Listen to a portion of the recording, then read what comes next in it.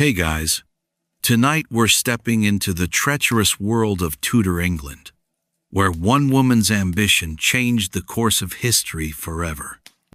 Picture yourself walking through the shadowy corridors of a 16th century palace, where every whispered conversation could mean the difference between a crown and a coffin. The air is thick with intrigue, perfumed with rosewater and danger, as courtiers in silk and velvet plot their rise to power. Forget what you think you know about royal romance. The truth is, you probably wouldn't survive a single week in Henry VIII's court without losing your head, literally. So, before you get comfortable, take a moment to like the video and subscribe, but only if you genuinely enjoy what I do here.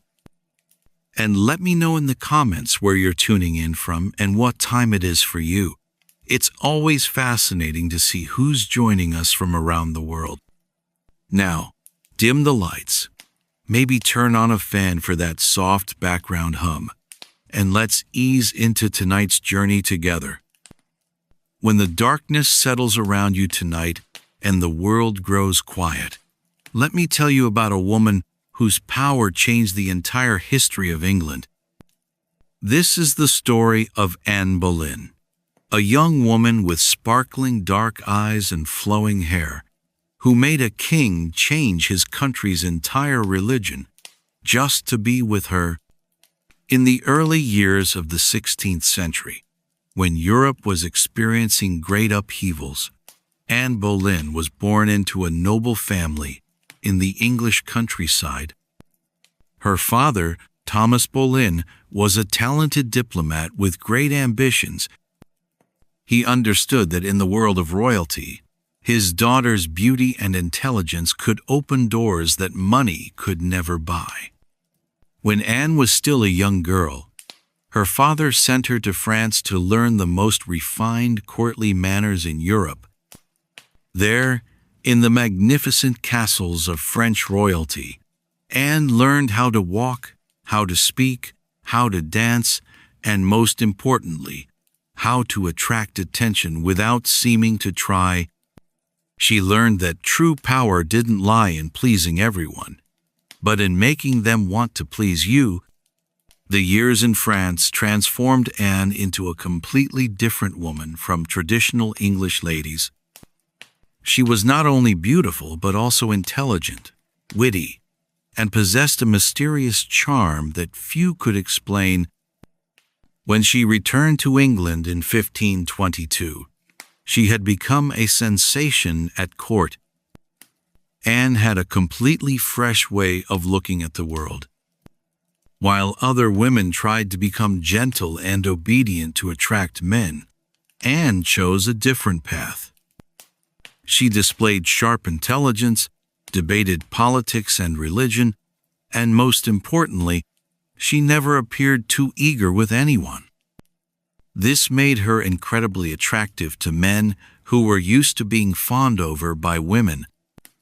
At the court of King Henry VIII, where power and intrigue were always intertwined, Anne quickly became the center of attention. She was not only beautiful but had something different, a confidence and independence that women of that time were rarely allowed to display. When she entered a room, all conversation stopped. When she laughed, the entire room wanted to know what had made her happy. But there was one thing Anne knew better than anyone. In the world of royalty, beauty was only the beginning. To truly have power, a woman needed to be smarter, stronger, and especially better at playing the game of power than anyone else. And Anne Boleyn, with everything she had learned in France and her natural intelligence, was ready to play this game. What Anne could never have imagined at the time was that attracting the attention of one man would change not only her life, but the entire history of England. That man was none other than King Henry VIII himself, one of the most powerful kings in Europe, who was married to Catherine of Aragon, but still hadn't obtained the male heir he desperately desired. When Henry first saw Anne at a royal dance, he was immediately captivated. But Anne, with all her intelligence, didn't show too much interest. She knew that things easily obtained were rarely treasured. And it was this calculated indifference that made Henry VIII, a man accustomed to getting everything he wanted, become obsessively infatuated with her. Tonight, as you prepare to drift into sleep, think about Anne Boleyn, a young woman who dared to dream of things her era considered impossible. She proved that sometimes the greatest power doesn't lie in doing what everyone expects, but in daring to be different. And her story, with all the secrets and surprises yet to be revealed, will show us that sometimes one person's decision can change the entire world. The attraction between Henry VIII and Anne Boleyn began like many royal courtships, with glances across crowded ballrooms and carefully orchestrated encounters. But what started as a typical royal flirtation soon became something far more dangerous and consuming than anyone at court could have predicted. Henry was not a man accustomed to being denied anything. As the King of England, he had grown up believing that his desires were commands, and his wishes were the law of the land. When he wanted something, it appeared. When he spoke, people listened. When he smiled, courtiers competed to bask in his favor. But Anne Boleyn was different. She treated him not as a king to be worshipped, but as a man to be intrigued. Their courtship began in the spring of 1526, when Anne had fully established herself as one of the most fascinating women at court. Henry would find excuses to seek her out during court gatherings, always appearing casual but clearly orchestrating these meetings. He would ask her opinion on matters of state, compliment her intelligence, and try to draw her into private conversations. But Anne, with the wisdom she had gained in France, never made herself too available. What made their relationship so compelling was the intellectual connection they shared. Henry was not just a king, but also a scholar, a musician, and a man who prided himself on his learning. He could discuss theology, philosophy, and politics with the best minds of his time. In Anne, he found someone who could match his wit, challenge his ideas, and engage with him on a level that few others could. She didn't just nod and agree with everything he said. She had her own opinions, and she wasn't afraid to express them. The letters Henry wrote to Anne during this period reveal a side of the king that few people ever saw. In these intimate communications, he wasn't the commanding monarch, but a man desperately in love, sometimes confident, sometimes vulnerable, always passionate. He wrote to her in a mixture of English and French, calling her his darling and expressing his longing to be with her. These weren't the formal communications of a king to a subject, but the heartfelt words of a man who had found someone who made him feel truly alive. But there was a massive obstacle standing in the way of their happiness. Henry was already married. His wife, Catherine of Aragon, had been a devoted spouse for nearly 20 years. She was the daughter of the powerful Spanish monarchs Ferdinand and Isabella, making her not just a queen, but a valuable political alliance. Catherine was beloved by the English people, known for her piety, her charity, and her dignity. She had endured multiple miscarriages and the loss of several children, always maintaining her composure and her faith. The problem that consumed Henry's thoughts day and night was the question of succession. Catherine had given him one surviving child, a daughter named Mary, but no male heir. In the 16th century, the idea of a woman ruling England was almost unthinkable. Henry believed that without a son, his dynasty would end, and England would fall into civil war. This fear haunted him, driving him to desperate measures. As Henry's obsession with Anne grew stronger, he began to convince himself that his marriage to Catherine was cursed by God. He found passages in the Bible that seemed to suggest that marrying his brother's widow, Catherine had been briefly married to Henry's deceased brother Arthur, was a sin. Perhaps, Henry reasoned, this was why God had not blessed them with a son. Perhaps his marriage to Catherine was invalid in the eyes of heaven. Anne, meanwhile, was playing a dangerous game. She could see the king's growing infatuation, but she also understood the precarious position she was in. If she became Henry's mistress, she would gain temporary power but ultimately be discarded when he tired of her. History was full of royal mistresses who had been showered with gifts and attention only to be forgotten when someone new caught the king's eye. Anne wanted something more permanent, more powerful. So Anne made a decision that would change the course of English history. She would not become Henry's mistress. If he wanted her, he would have to marry her. This meant that somehow, some way, Henry would have to end his marriage to Catherine. It was an audacious demand that required Henry to challenge the Pope, defy the Holy Roman Emperor, and risk the stability of his entire kingdom. The court watched this developing drama with a mixture of fascination and terror. Everyone could see what was happening, but no one dared to speak openly about it. Whispered conversations took place in shadowy corridors. Courtiers chose sides carefully, knowing that backing the wrong person could mean exile or worse. The tension in the air was palpable. Everyone sensed that momentous changes were coming. Henry began to surround himself with scholars and theologians who could support his case for annulment. He commissioned learned men to research the biblical and canonical arguments for why his marriage to Catherine should be declared invalid.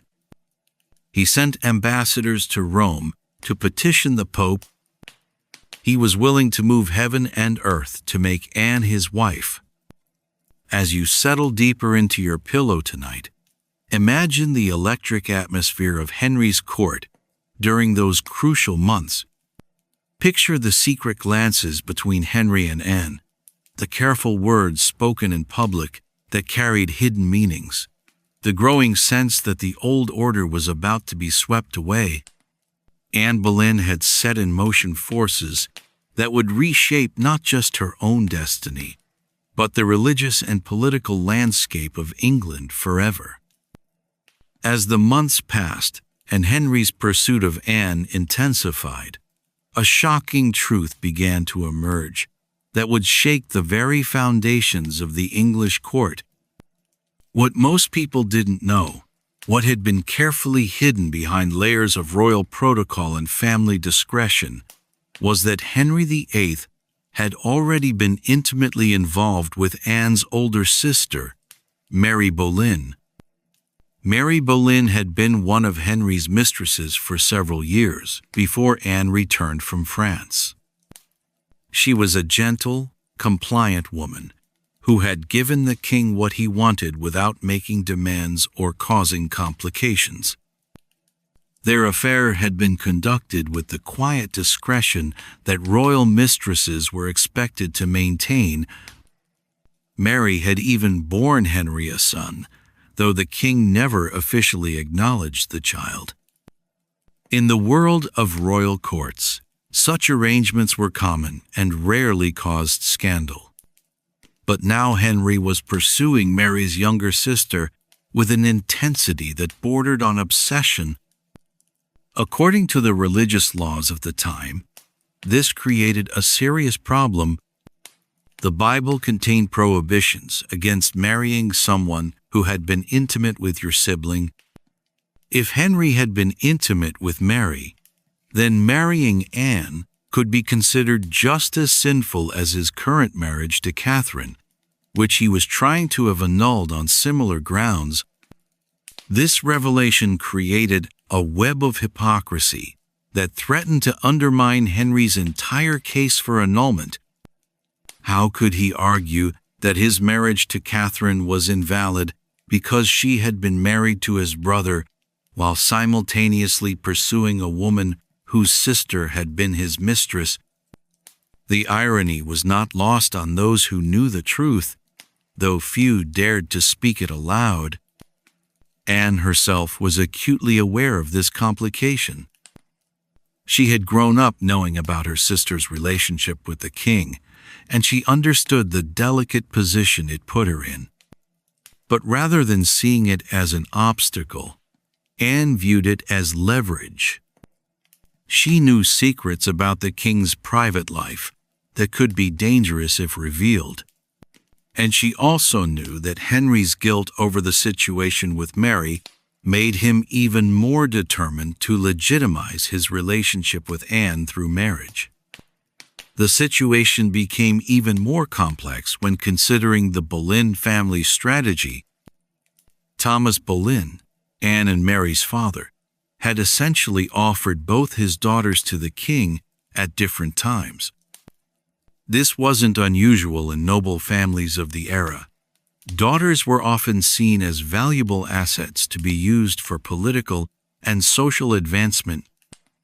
But the fact that Henry had been involved with both sisters created a scandal that the family worked desperately to keep quiet. Henry's advisors were deeply troubled by this situation. Cardinal Wolsey, the king's chief minister, understood that the relationship with Mary Boleyn could completely destroy Henry's case for annulment.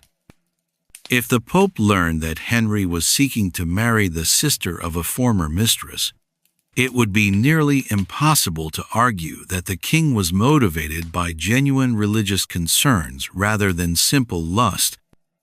Wolsey tried repeatedly to convince Henry to abandon his pursuit of Anne and find a more suitable bride. But Henry was beyond reason when it came to Anne Boleyn. He had convinced himself that his feelings for her were different from anything he had experienced before. His relationship with Mary had been purely physical, he told himself, while his love for Anne was spiritual and intellectual. He began to see their union as divinely ordained, a way for God to give him the male heir he desperately needed. Anne, meanwhile, used this situation to her advantage with remarkable skill. She never directly acknowledged her sister's relationship with Henry, but she made it clear that she expected to be treated with far more respect and consideration than Mary had received. She would not be a secret mistress, hidden away and eventually discarded. If Henry wanted her, he would have to make her his queen, regardless of the complications this might create. The court began to divide into factions as news of Henry's intentions spread. Those who supported Catherine of Aragon were horrified by the idea of the king marrying his former mistress's sister. They saw it as a betrayal of everything the monarchy was supposed to represent. Others, particularly those who hoped to benefit from the Boleyn family's rise to power, supported Anne's cause and argued that the king deserved happiness and a legitimate male heir. Perhaps most shocking of all was how Anne handled the situation with her own sister. Mary Boleyn, now married to a minor nobleman, was essentially erased from court life.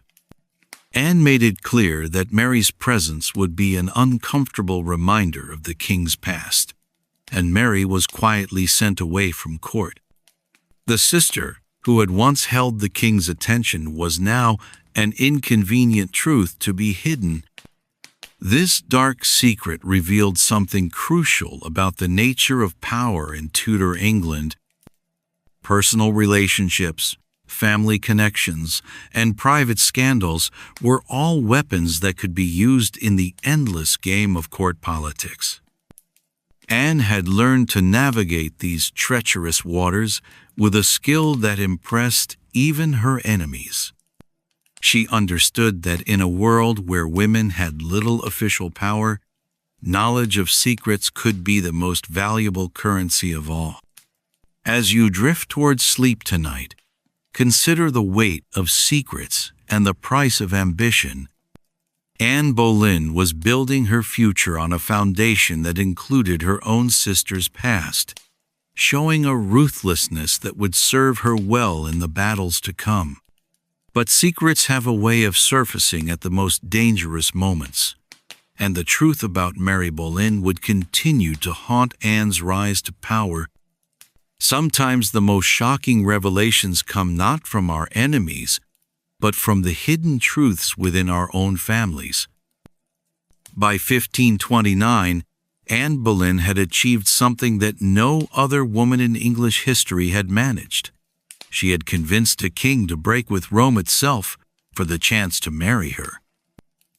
The girl who had once been just another face at court was now at the center of a religious and political revolution that would reshape England forever. The process of Henry's break with the Catholic Church was not sudden, but rather a carefully orchestrated campaign that took years to complete. Anne was not merely a passive beneficiary of this process. She was an active participant, using her influence over Henry to push him toward increasingly radical decisions. She surrounded herself with reformist thinkers and Protestant theologians, creating an intellectual circle that challenged traditional Catholic doctrine. Her apartments became a meeting place for those who wanted to see England free from papal authority.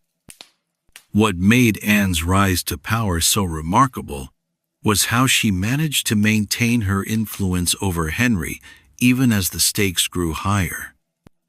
Lesser women might have been intimidated by the enormous forces arrayed against them: the Pope, the Holy Roman Emperor, most of the English nobility, and the common people who loved Queen Catherine. But Anne seemed to thrive on the danger and the challenge.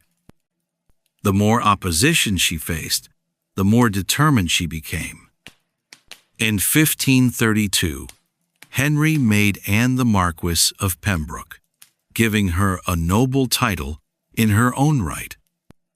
This was an unprecedented move. Never before had an English king granted such a high-ranking title to an unmarried woman.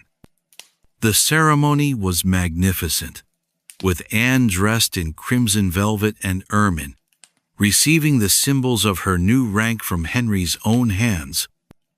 It was a clear signal to everyone at court that Anne was no longer just the king's beloved, but a power in her own right. With her new title came enormous wealth and influence. Anne now controlled vast estates, had her own household of servants and courtiers, and received an income that made her one of the richest people in England. She used this wealth strategically, rewarding those who supported her cause and ensuring that a network of loyal followers surrounded her. She understood that in the dangerous world of court politics, money could buy loyalty when love and fear were not enough. Anne's apartments at court became a rival center of power to the king's own chambers. Ambitious courtiers who wanted to advance their careers knew they needed Anne's favor as much as Henry's. She held her own court sessions, received petitions, and made recommendations for appointments to important positions. Foreign ambassadors began to pay their respects to her as if she were already queen. The traditional hierarchy of the English court was being turned upside down, but with great power came great enemies. The Duke of Norfolk, Anne's own uncle, watched her rise with growing concern. He had initially supported his niece's relationship with the king, seeing it as an opportunity to advance the Howard family's interests. But as Anne's influence grew, Norfolk began to worry that she was becoming too powerful, too independent. He started to have quiet conversations with other nobles about the dangers of allowing a woman to have so much influence over the king. The common people of England were even more hostile to Anne's growing power. They saw her as a foreign-influenced upstart who had bewitched their beloved king and destroyed their rightful queen. When Anne appeared in public, she was often met with hostile crowds who shouted insults and threw things at her carriage. The people called her the king's whore and blamed her for all the religious and political turmoil that was tearing England apart. Anne's response to this hostility was characteristic of her personality. She became more defiant, not less. She refused to hide or apologize for her position. Instead, she embraced her role as a reformer and a revolutionary. She began to see herself not just as Henry's future wife, but as an instrument of divine will, chosen to help England break free from the corruption of Rome. This sense of destiny gave her the strength to face down her enemies, but it also made her increasingly isolated from those who might have been her allies. The year 1532 also marked a crucial turning point in Anne's relationship with Henry. After years of maintaining her virtue and refusing to become his mistress, Anne finally gave in to Henry's desires. This decision was carefully calculated. She knew that Henry's passion for her was beginning to cool after so many years of pursuit, and she needed to bind him to her more completely. By becoming intimate with Henry, she was taking an enormous risk, but she was also positioning herself to become pregnant with the male heir that Henry desperately wanted. The court watched these developments with a mixture of fascination and horror. Everyone could see that momentous changes were coming, but no one knew exactly what form they would take. Anne had achieved a level of power that no royal mistress had ever possessed, but she had also made enemies of some of the most powerful people in Europe. She was walking a tightrope between triumph and disaster, and everyone wondered whether she would reach the other side safely. As you settle into your bed tonight, think about the intoxicating nature of power and the courage it takes to seize it. Anne Boleyn had transformed herself from a minor noble's daughter into one of the most influential people in England. She had shown that intelligence, determination, and strategic thinking could overcome almost any obstacle, but power, once gained, must be carefully guarded, and Anne was about to discover that the higher you climb, the farther you have to fall. By January 1533, Anne Boleyn had achieved her ultimate goal. She was secretly married to King Henry VIII, and was carrying what everyone hoped would be the male heir England desperately needed. But as Anne would soon discover, reaching the summit of power was only the beginning of her real challenges. The crown that she had fought so hard to win would prove to be far heavier than she had ever imagined. The secret wedding ceremony took place in the early hours of a winter morning, with only a handful of witnesses present.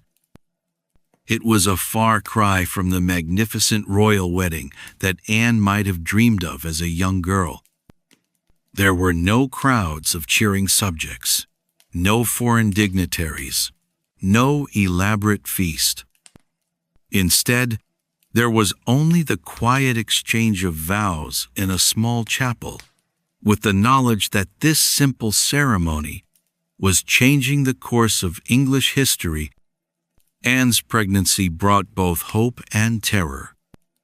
Everything she had worked for, everything Henry had sacrificed, depended on the child she was carrying. If she gave birth to a healthy son, she would be vindicated as the woman chosen by God to secure England's future. But if she failed to produce a male heir, she would face the same fate as Catherine of Aragon, and possibly much worse. The pressure was enormous, and Anne felt it every moment of every day. The court physicians and astrologers all assured Henry that Anne would give birth to a son. They read the signs in the stars, examined Anne's condition, and declared with confidence that the future King of England was growing in her womb. Henry was so certain of this that he had already commissioned celebrations and had medals struck commemorating the birth of his male heir. The entire kingdom was preparing to welcome a prince. But on the 7th of September, 1533, Anne gave birth to a daughter. The child was healthy and beautiful, with her father's red hair and her mother's dark eyes. But she was not the son that everyone had expected. The celebrations that had been planned were quietly cancelled. The medals that had been struck were melted down. The foreign ambassadors who had come to congratulate Henry on his son instead offered polite words about his daughter. Henry named the baby Elizabeth, after his own mother, and publicly declared his joy at having such a beautiful daughter. But privately, he was devastated. He had broken with Rome, defied the Pope, and turned England upside down for the promise of a male heir. Now he found himself in exactly the same position he had been in with Catherine, married to a woman who had given him only a daughter. Anne could see the disappointment in Henry's eyes, though he tried to hide it. She knew that her failure to produce a son had damaged her position more than any enemy could have. The whispers at court grew louder. Perhaps God was punishing Henry for his sins. Perhaps Anne was no more blessed than Catherine had been. Perhaps the king had made a terrible mistake. The reality of being queen proved to be far more difficult than Anne had anticipated. She was now responsible for the complex ceremonial duties of the crown, managing a vast household, and navigating the treacherous waters of international diplomacy. Every decision she made was scrutinized. Every word she spoke was analyzed for hidden meanings. She had no privacy, no freedom, and no opportunity to make mistakes without serious consequences. Anne's relationship with her stepdaughter Mary, Catherine of Aragon's daughter, became a source of constant tension. Mary refused to acknowledge Anne as queen or to accept that her own parents' marriage had been invalid. This created an impossible situation.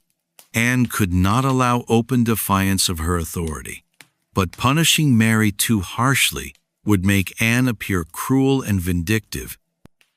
Every interaction between them was watched by the court for signs of weakness or cruelty. The pressure to produce a male heir consumed Anne's thoughts. She became pregnant again in 1534, and once again the court held its breath. But this pregnancy ended in miscarriage, a devastating blow that left Anne physically weakened and emotionally shattered. Henry's disappointment was obvious, and Anne began to see a coldness in his eyes that reminded her uncomfortably of how he had looked at Catherine in her final years as queen. Anne's behavior began to change under the enormous stress. The confident, witty woman who had charmed Henry during their courtship became increasingly anxious and sharp-tempered. She lashed out at servants, quarreled with courtiers, and made demands that seemed unreasonable to those around her. Her enemies at court began to whisper that the pressure of being queen was driving her mad. The international situation made Anne's position even more precarious. The Pope had excommunicated Henry, and Catholic Europe saw Anne as a heretic and a usurper. There were constant rumors of invasion, of plots to restore Catherine and Mary to their rightful positions. Anne lived with the knowledge that there were powerful people who would celebrate her death and work actively to bring it about. Perhaps most painful of all was Anne's growing realization that Henry's love for her was not the eternal, unchanging force she had believed it to be. She could see him looking at other women at court with the same hungry eyes he had once reserved for her. She noticed how his attention wandered during their conversations, how he found excuses to avoid spending time alone with her. The man who had once written her passionate love letters now seemed to find her presence tiresome. As you close your eyes tonight, think about the weight of expectations and the loneliness of power. Anne Boleyn had achieved everything she thought she wanted, only to discover that success could be its own kind of prison. She had learned that sometimes getting what you wish for can be the cruelest fate of all. The crown she wore was beautiful, but it was also a burden that grew heavier with each passing day. By the spring of 1536, Anne Boleyn stood at the pinnacle of her power and influence, yet she was closer to disaster than she had ever been. The woman who had once captivated a king and changed the religious landscape of England was about to discover that in the treacherous world of Tudor politics, today's triumph could become tomorrow's death sentence. Anne's third pregnancy in early 1536 had seemed like a divine gift, a final chance to provide Henry with the male heir that would secure both her position and England's future. The court physicians were optimistic. Henry appeared pleased, and for a brief moment it seemed as though Anne's troubles might be behind her. But in January 1536, disaster struck when Anne suffered another devastating miscarriage. What made this loss even more tragic was that the child appeared to have been the son she had so desperately needed. The miscarriage marked a turning point in Henry's feelings toward Anne. The king who had once been willing to defy the Pope and split the English Church for her love now began to see her as a failure. He started to whisper to his closest advisers that perhaps God was punishing him for his marriage to Anne, just as he had punished his marriage to Catherine. The same religious doubts that had driven Henry to seek an annulment from his first wife now began to plague his second marriage. Anne could sense the change in the atmosphere around her. Courtiers who had once competed for her attention now seemed to avoid her gaze. Foreign ambassadors who had treated her with elaborate courtesy began to hedge their bets, sending subtle signals that they were reconsidering their support. Even her own family members started to distance themselves, sensing that the Boleyn star might be setting. In her desperation to recapture Henry's attention, Anne made a series of increasingly dangerous decisions. She became more outspoken in her criticism of Henry's policies, more demanding in her expectations, and more jealous of the women who caught the king's eye. She seemed to forget the careful strategy that had brought her to power, the delicate balance of attraction and independence that had made her irresistible. Instead, she behaved like a woman who knew she was losing everything and was willing to risk it all on one final gamble. The emergence of Jane Seymour as Henry's new obsession was the final blow to Anne's hopes. Jane was everything that Anne was not: quiet, submissive, and traditionally feminine. Where Anne was sharp and challenging, Jane was gentle and agreeable. Where Anne demanded attention and respect, Jane seemed content to fade into the background until summoned. Henry, tired of the drama and conflict that had surrounded his relationship with Anne, found Jane's peaceful nature deeply appealing. Anne's reaction to Jane Seymour revealed the depth of her desperation. She publicly confronted Jane, tearing a locket from the younger woman's neck and cutting her own hand in the process. This display of jealous rage shocked the court and gave Anne's enemies exactly the ammunition they needed. They began to spread rumors that the queen was unstable, that her behavior was becoming increasingly erratic and dangerous. Thomas Cromwell, Henry's chief minister, watched these developments with calculating eyes. Cromwell had initially supported Anne because she represented the Protestant cause and the break with Rome. But now he began to see her as a liability. Her unpredictable behavior was making it difficult to conduct diplomacy with foreign powers. Her failure to produce a male heir had left the succession question unresolved. Most dangerously, her conflicts with Henry were creating instability at the very heart of the government. The trap that would ultimately destroy Anne was set with meticulous care. Cromwell and his allies began to collect evidence of what they claimed was Anne's adultery. They interrogated her servants, analyzed her conversations, and built a case that portrayed her as an unfaithful wife who had betrayed the king with multiple lovers. The charges were almost certainly false, but in the paranoid atmosphere of Henry's court, truth mattered less than political necessity. Anne seemed to sense that something terrible was approaching. In her final weeks as queen, she displayed moments of the old brilliance that had first captivated Henry. She gave eloquent speeches about her love for England, her devotion to the Protestant cause, and her hopes for her daughter Elizabeth's future. But these flashes of her former self only served to highlight how much she had changed, how the pressures of queenship had worn away her confidence and joy. The irony of Anne's situation was not lost on those who observed it closely.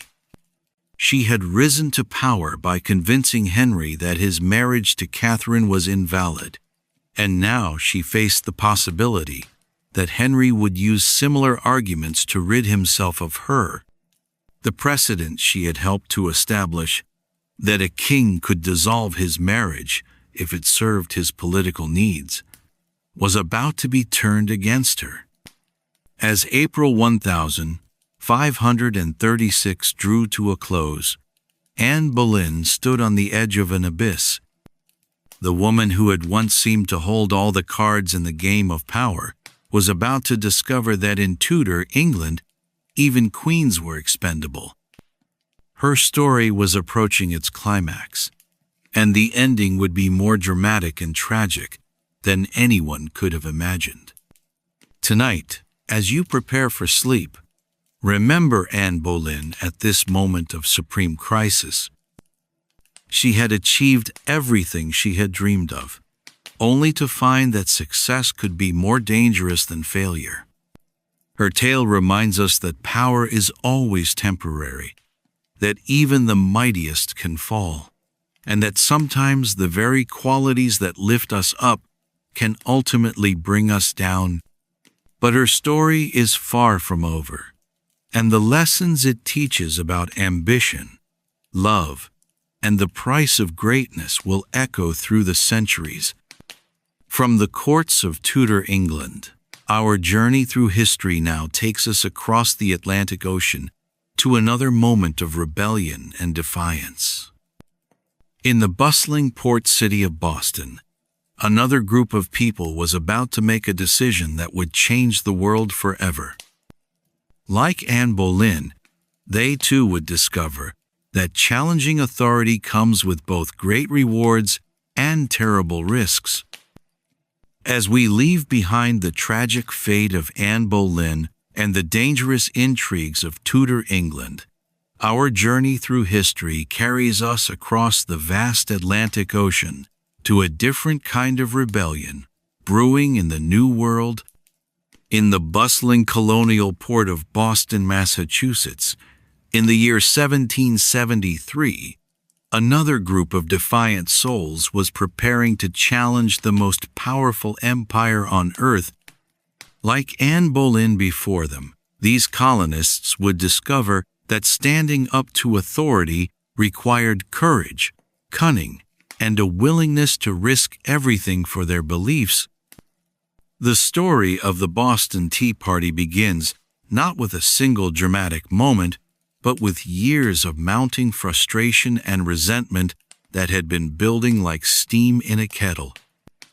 The British Empire, fresh from its expensive victory in the 7 Years' War, found itself drowning in debt and looking to its American colonies to help pay the bills.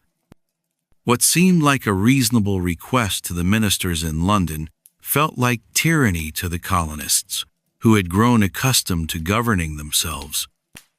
The first sparks of rebellion had been lit years earlier with the passage of the Stamp Act in 1765.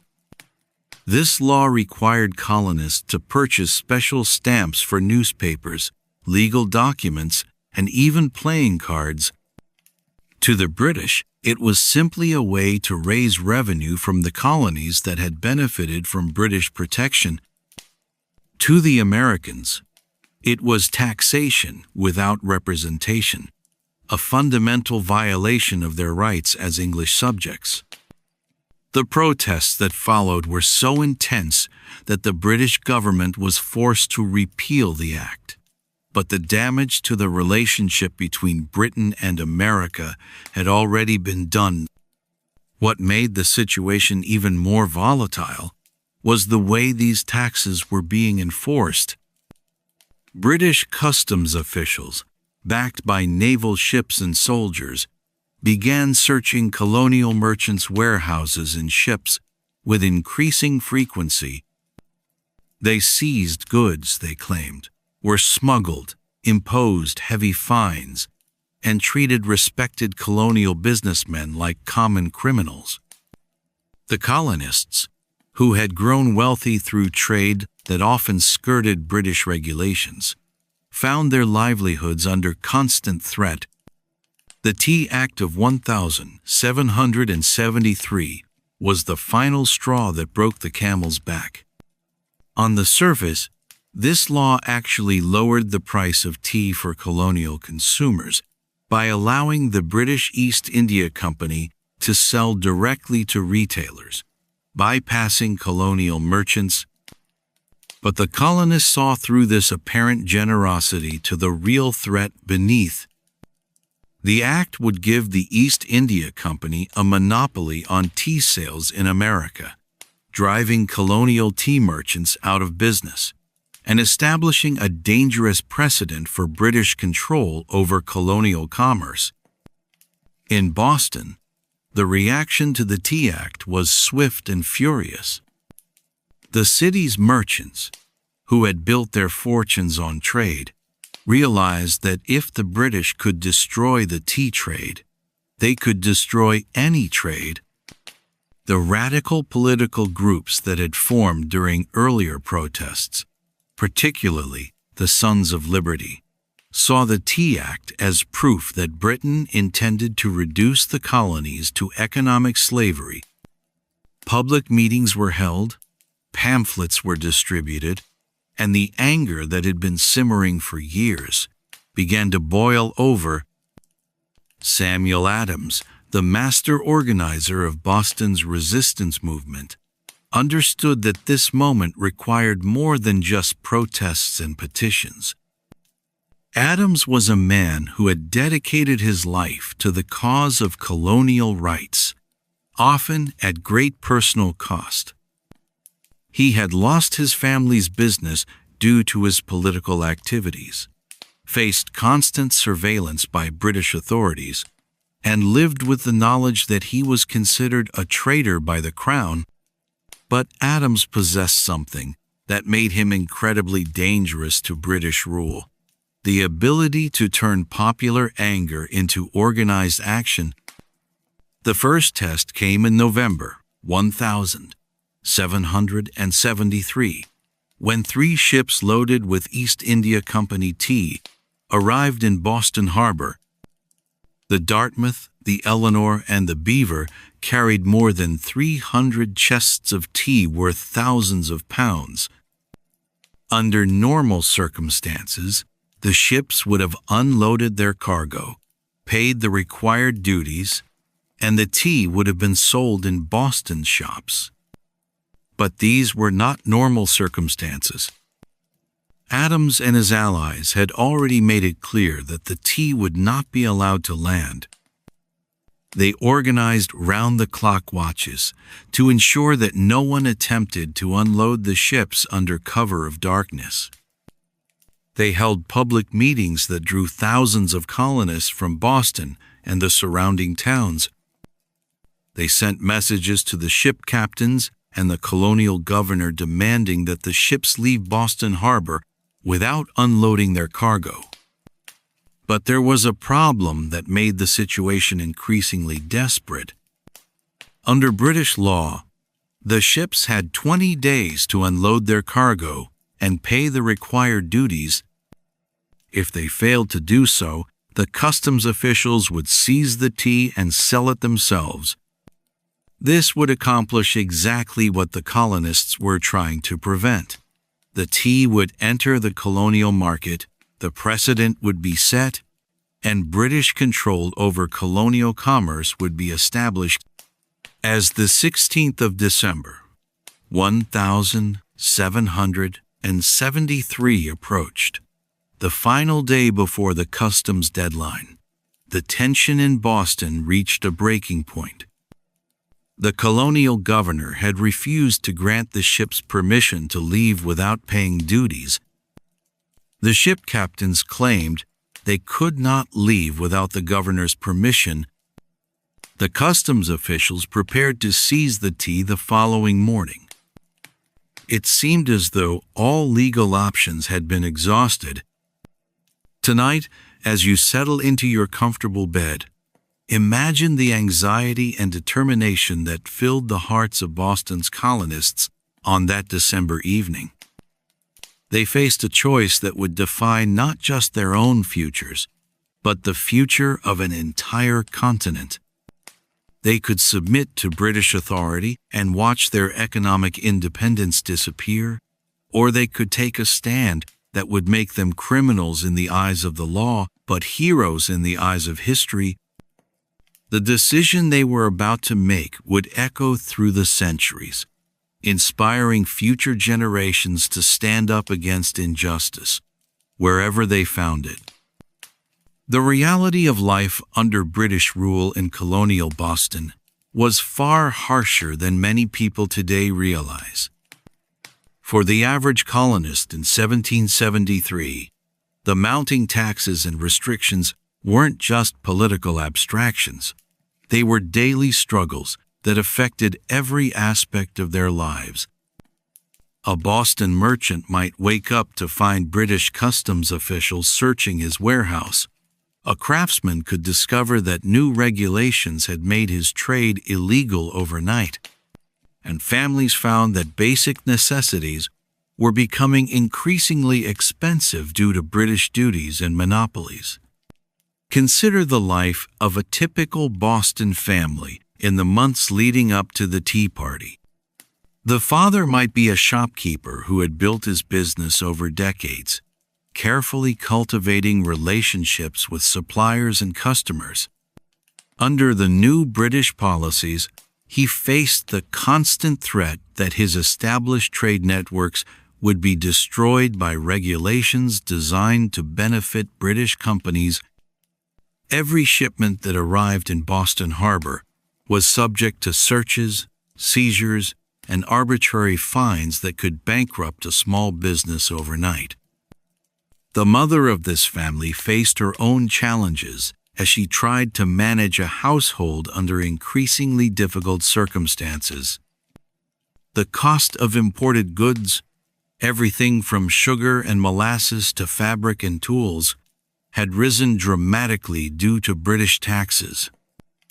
She had to make difficult choices about what her family could afford, often going without necessities to pay for items that had once been commonplace. The tea that had been a daily comfort in her home was now a symbol of oppression, yet finding alternatives was both expensive and difficult. Their children grew up in an atmosphere of constant tension and uncertainty. They heard their parents discussing politics in hushed tones, saw British soldiers patrolling their streets, and witnessed the anger and frustration that seemed to permeate every aspect of colonial life. These young people were coming of age in a world where their future seemed increasingly constrained by decisions made by men they had never elected, in a parliament they had no voice in. The psychological impact of living under what the colonists saw as tyrannical rule cannot be overstated.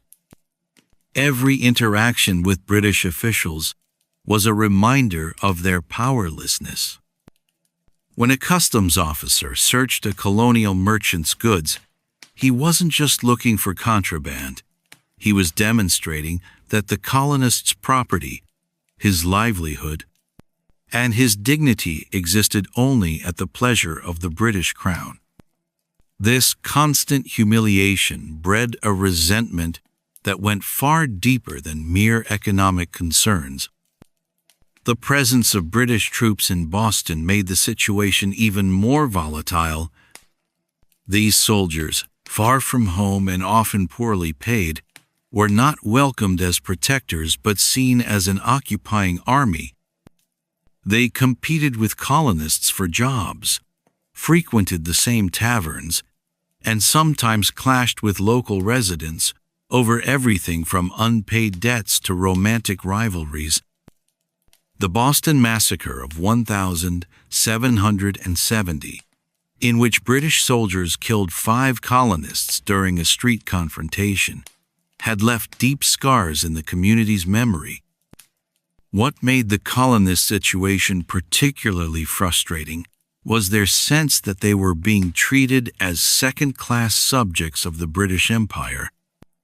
Many of them had been born in America, but they considered themselves loyal Englishmen with all the rights and privileges that should entail. They had fought alongside British troops in the 7 Years' War, contributed to the Empire's victory, and expected to be treated as partners rather than subordinates. Instead, they found themselves subject to laws they had no voice in making and taxes they had no power to refuse.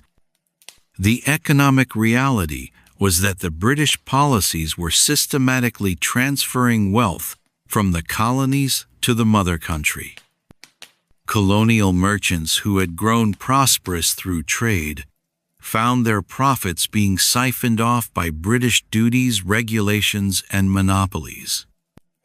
The money they earned through their hard work and ingenuity was being used to pay for British wars, British debts, and British luxuries that they would never see.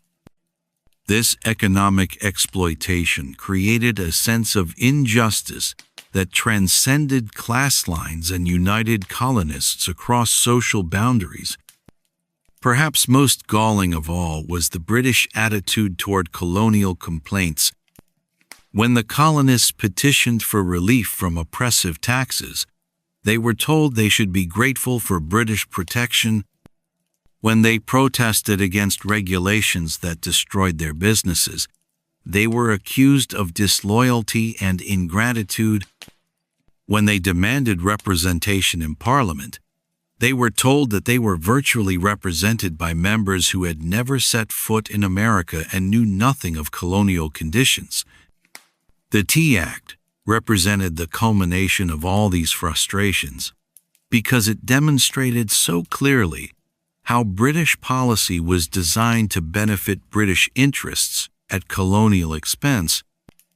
The East India Company, a British corporation with close ties to the government, was being given advantages that would destroy colonial businesses.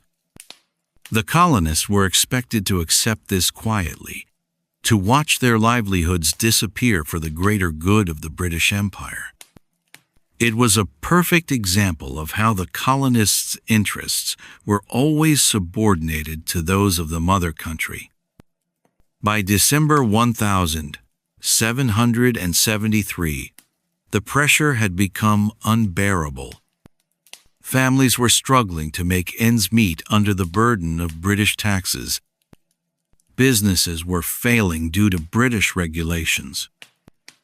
Young people were growing up with no hope of the prosperity their parents had enjoyed. The colonists felt trapped between submission and rebellion, between loyalty and self-preservation. The meetings held in Boston during those crucial weeks were not just political gatherings, they were community therapy sessions where people could express their frustrations and fears. Thousands of colonists from Boston and surrounding towns came together to share their stories of hardship and oppression. They heard from merchants whose businesses had been ruined, from craftsmen whose trades had been regulated out of existence, from families who could no longer afford basic necessities. As you drift towards sleep tonight, try to imagine the weight of these daily struggles. Picture a people who had built new lives in a new world, only to find themselves increasingly constrained by the old world they had left behind. The Boston Tea Party was not just a political protest. It was the desperate act of a community that felt it had no other choice. Sometimes the most dramatic moments in history grow out of the accumulated weight of countless small injustices. And sometimes, ordinary people find extraordinary courage when they realize they have nothing left to lose. As the 16th of December, 1773 dawned cold and gray over Boston Harbor, the city buzzed with an electric tension that seemed to charge the very air. What most people didn't realize was that the dramatic events about to unfold had been planned with meticulous care by a secret network of colonial organizers who had spent weeks preparing for this moment. The Boston Tea Party would appear to the world as a spontaneous act of rebellion, but in reality, it was one of the most carefully orchestrated acts of civil disobedience in American history. The masterminds behind the plan understood that they were walking a dangerous tightrope. They needed to make a statement powerful enough to capture the attention of both the British government and their fellow colonists. But they also needed to avoid giving the British an excuse for massive retaliation. The destruction of property was a serious crime. But if they could carry out their protest without violence or personal injury, they might be able to claim the moral high ground. Samuel Adams and his inner circle had been meeting in secret for weeks, carefully considering every aspect of their plan. They knew that the success of their operation would depend not just on the courage of the participants, but on the precision of the execution. Every detail had to be perfect: the timing, the disguises, the method of destruction, and most importantly, the message they would send to the world. The decision to disguise themselves as Mohawk Indians was both practical and symbolic. Practically, the disguises would make it difficult for British authorities to identify the participants, protecting them from immediate arrest and prosecution. Symbolically, the Mohawk identity represented freedom from European control and a connection to the American continent that transcended British authority. The colonists were declaring that they were no longer Europeans living in America, but Americans defending their homeland. The organizers had to solve numerous logistical challenges that would have daunted less determined conspirators. How could they coordinate the actions of dozens of men without leaving written evidence that could be used against them? How could they ensure that only trusted individuals participated, preventing British spies from infiltrating their ranks? How could they dispose of 342 chests of tea quickly and efficiently while avoiding damage to the ships themselves? The recruitment process was handled with extraordinary care. The organizers approached only men whose loyalty to the colonial cause was beyond question, men who had proven their commitment through years of resistance activities. These were not random troublemakers or young hotheads, but established members of the community, merchants, craftsmen, and professionals who had everything to lose if they were caught. Many were family men, with wives and children who depended on them. Paul Revere, who would later become famous for his midnight ride, was among the key organizers of the Tea Party. As a silversmith and engraver, Revere had both the artistic skills to create propaganda materials and the social connections to spread information throughout the colonial network. He understood that the Tea Party would be meaningless unless the story of what happened reached other colonies and inspired similar acts of resistance. The final meeting before the Tea Party took place at Old South Meeting House, where thousands of colonists gathered to make one last appeal for a peaceful resolution. The organizers knew that this meeting would fail. They had already decided on their course of action, but they needed to demonstrate to the world that they had exhausted all legal remedies before resorting to direct action. The meeting served as both a final negotiation and a perfect cover for their real plans. As the afternoon wore on and it became clear that neither the governor nor the ship captains would budge, Samuel Adams stood before the crowd and delivered the words that would signal the beginning of the operation. "This meeting can do nothing more to save the country," he declared, and those who knew the secret plan understood that this was their cue to action. The seemingly spontaneous cry of "Boston Harbor, a teapot tonight" that rose from the crowd was actually a carefully rehearsed signal. The transformation that followed was remarkable to witness. Men who had been sitting quietly in the meeting house suddenly began to move with purpose and coordination. Some headed home to retrieve their disguises.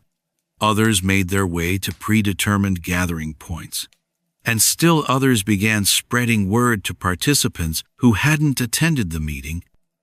Within hours, a peaceful political assembly had morphed into a covert military operation.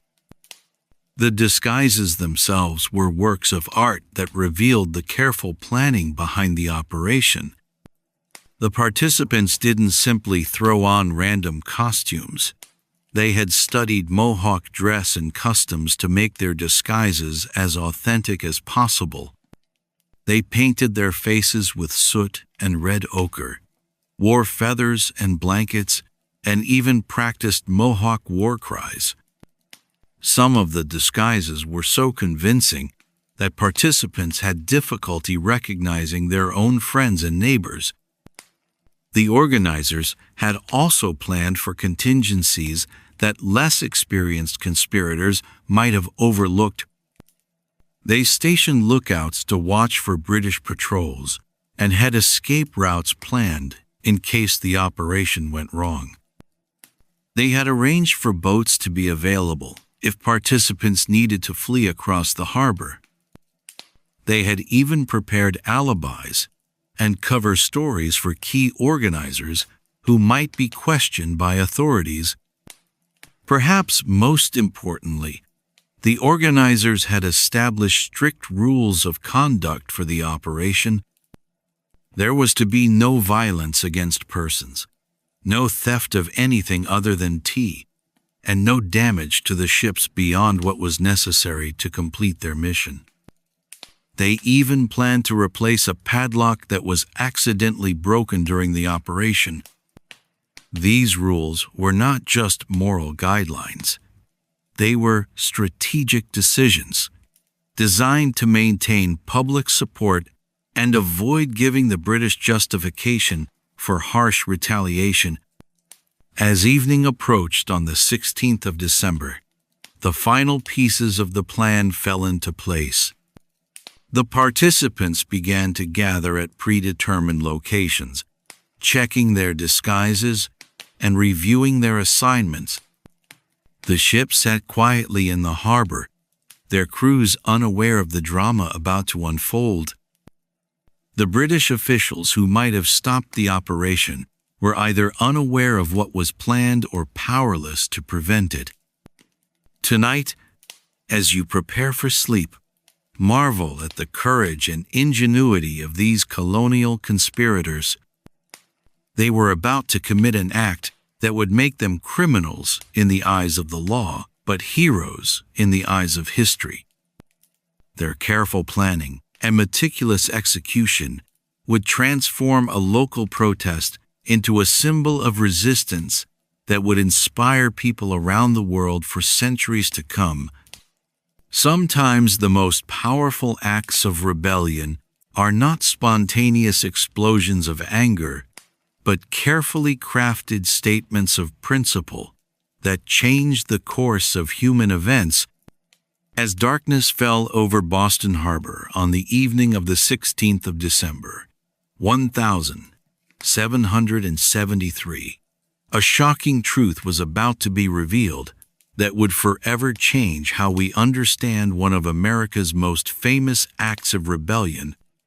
The men who were preparing to dump 342 chests of tea into the cold waters of the harbor were not the rough-hewn laborers and dock workers that many people imagine, but some of the most respected and wealthy members of Boston society. The Boston Tea Party was not a mob action by the desperate poor, but a carefully orchestrated protest by the colonial elite. Among the disguised Mohawks making their way toward Griffin's Wharf were doctors, lawyers, merchants, and even clergymen. Dr. Thomas Young, one of Boston's most prominent physicians, had painted his face with soot and wrapped himself in a blanket. George Robert Twelves Hughes, a shoemaker who would later become one of the few participants willing to publicly admit his role, walked alongside men whose wealth and social standing far exceeded his own. The conspiracy crossed all class lines in colonial society. Perhaps most shocking of all was the participation of men who had significant business relationships with the very tea they were about to destroy. Some of the Indians boarding the ships that night were merchants who had previously imported tea from the East India Company. Others were retailers who had sold tea in their shops for years. They were literally destroying the foundation of their own livelihoods in the name of principle. The identity of the Tea Party's participants remained one of America's best-kept secrets for decades after the event. Most of the men involved took their secret to their graves, understanding that admission of participation could still result in prosecution for destruction of property. It wasn't until the 1830s and 1840s, when most of the participants were elderly or deceased, that the full scope of who was involved began to emerge. As the disguised colonists approached the three ships, the Dartmouth, the Eleanor, and the Beaver, they moved with military precision that revealed their careful planning. They had divided themselves into three groups, with each group assigned to one ship. Leaders had been designated for each group, and specific roles had been assigned to ensure the operation proceeded smoothly.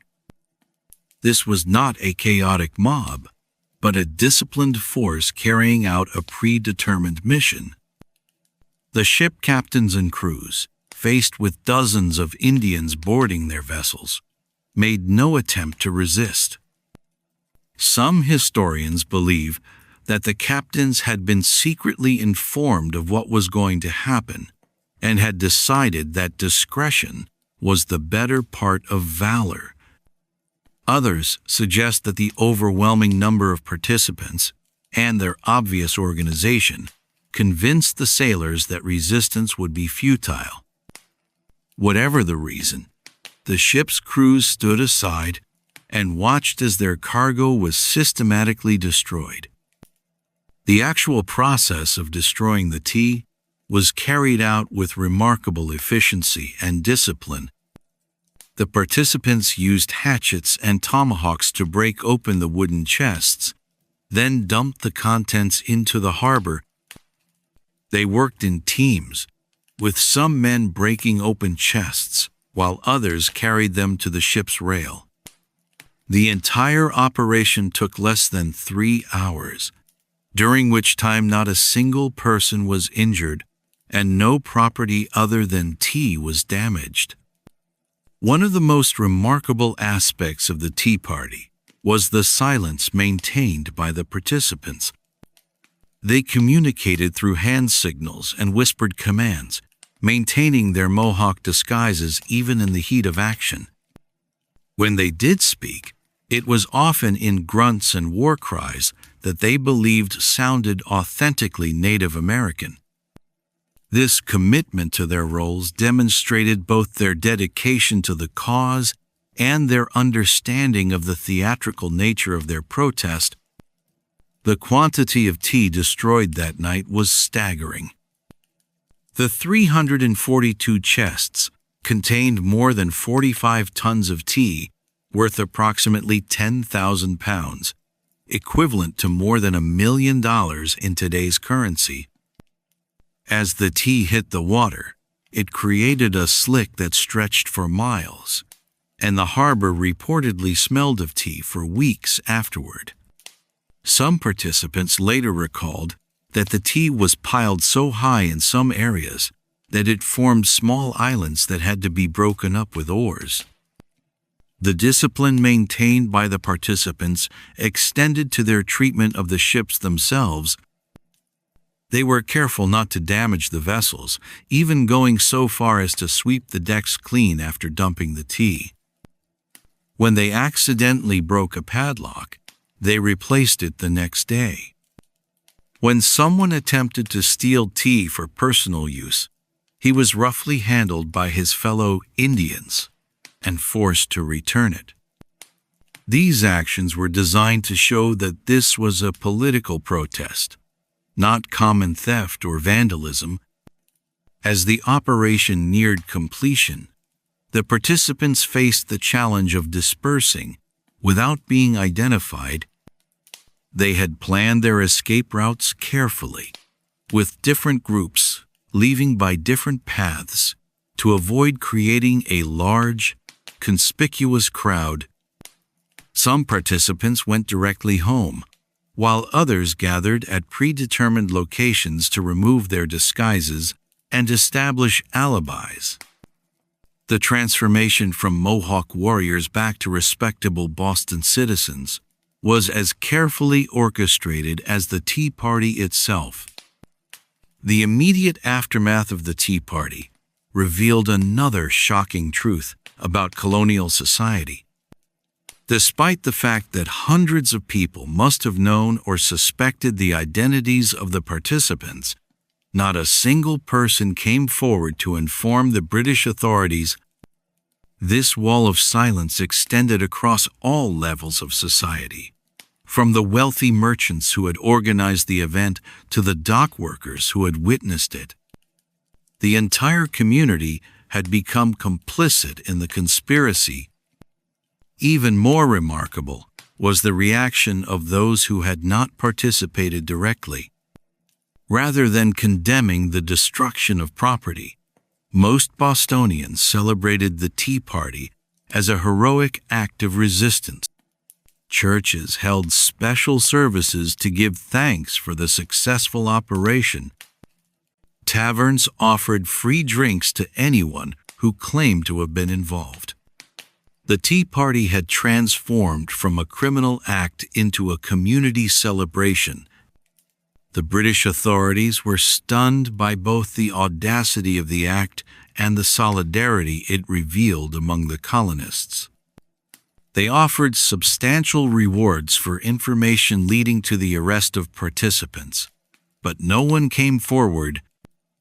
They threatened collective punishment for the entire city, but Bostonians remained defiant. The Tea Party had demonstrated that the colonists were capable of organized resistance on a scale that the British had never imagined. As you close your eyes tonight, think about the courage it took for these men to risk everything they had built for a principle. They were not desperate people with nothing to lose, but successful members of society who chose to put their beliefs before their security. Their willingness to sacrifice their personal interests for the greater good would inspire a revolution that would change the world. Sometimes, the most powerful acts of rebellion come not from those who have nothing, but from those who have everything and choose to risk it all for freedom.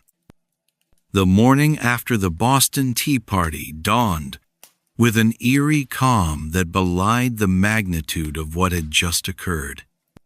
As the sun rose over Boston Harbor, revealing the tea-stained waters and the evidence of the previous night's defiance, both the colonists and the British authorities began to grasp the full implications of what had transpired.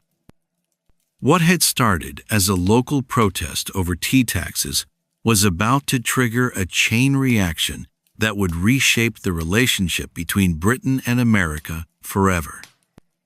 The immediate reaction in Boston was a mixture of pride, anxiety, and determination. The participants in the Tea Party had returned to their normal lives, going about their daily business as if nothing had happened.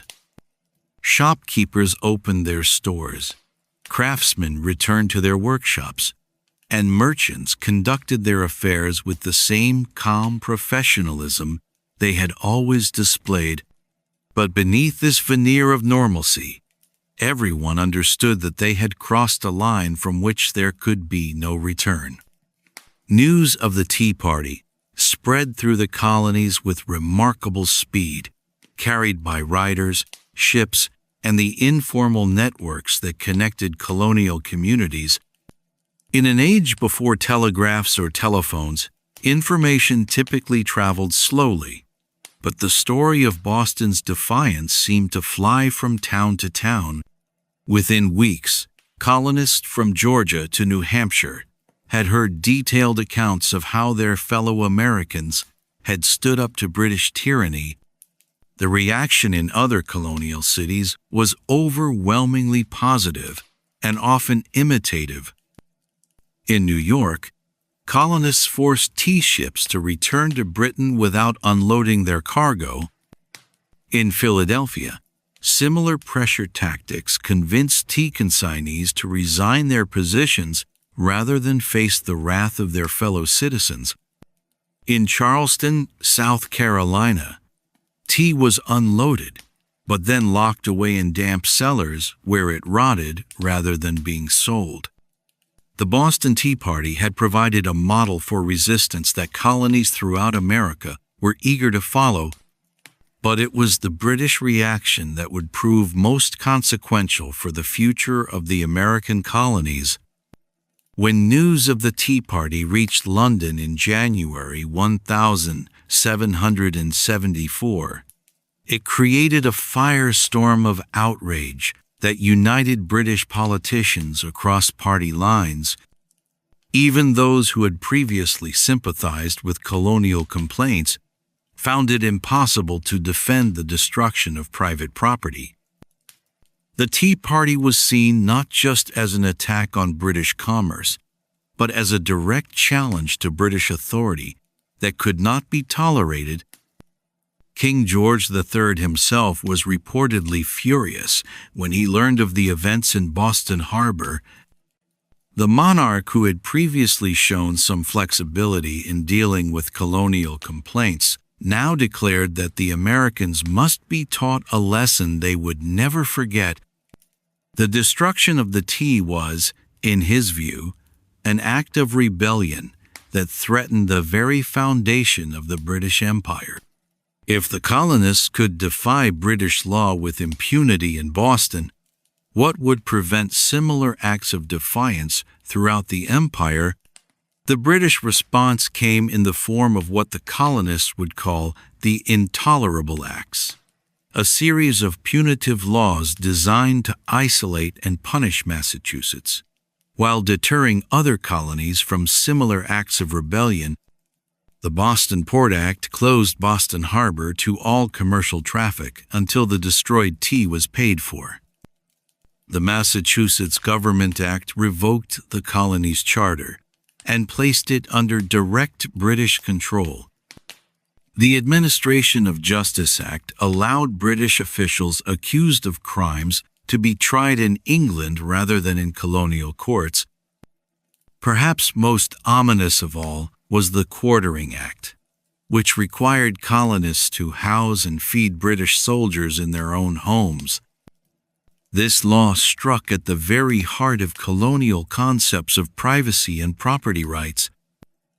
The idea that British soldiers could be forced upon colonial families was seen as a violation of the most basic principles of English liberty. It transformed every colonial home into a potential battleground in the struggle between British authority and American resistance.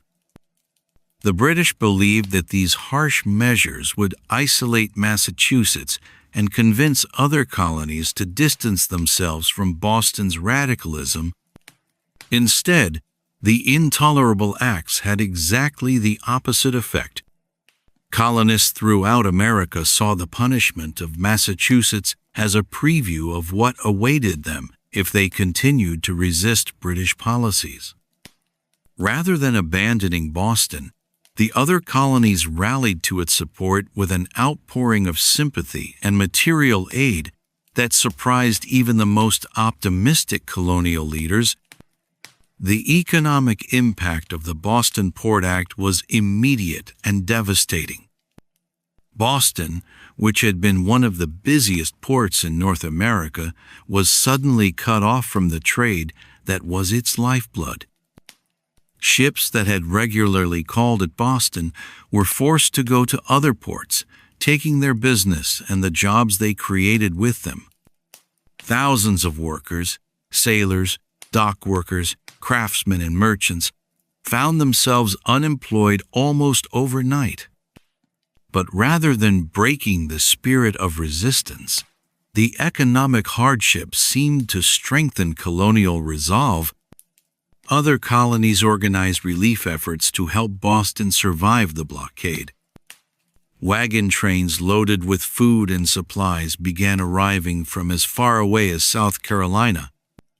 Colonial newspapers published lists of donations and messages of support. The British attempt to isolate Boston had instead created a sense of continental unity that had never existed before. The political consequences of the Tea Party and the British response were even more significant than the economic ones. The intolerable acts convinced many moderate colonists who had previously hoped for reconciliation that the British government was determined to reduce them to slavery. Men who had spent their lives proudly calling themselves British subjects began to think of themselves as Americans first. The psychological break with Britain that would make independence possible had begun. The call for a Continental Congress to coordinate colonial resistance was a direct result of the crisis created by the Tea Party and the Intolerable Acts.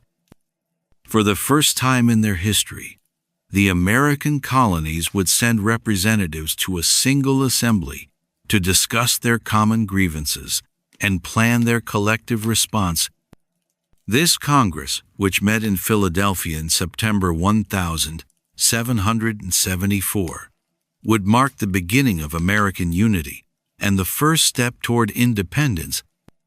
The Tea Party had also demonstrated something crucial about the nature of colonial society: the ability of the participants to maintain their secret, the willingness of the community to support them, and the speed with which other colonies rallied to Boston's cause all revealed a level of organization and solidarity that the British had seriously underestimated. The Americans were not just a collection of isolated settlements, but a people capable of coordinated resistance on a continental scale. As you settle into sleep tonight, consider how a single act of defiance can change the course of history.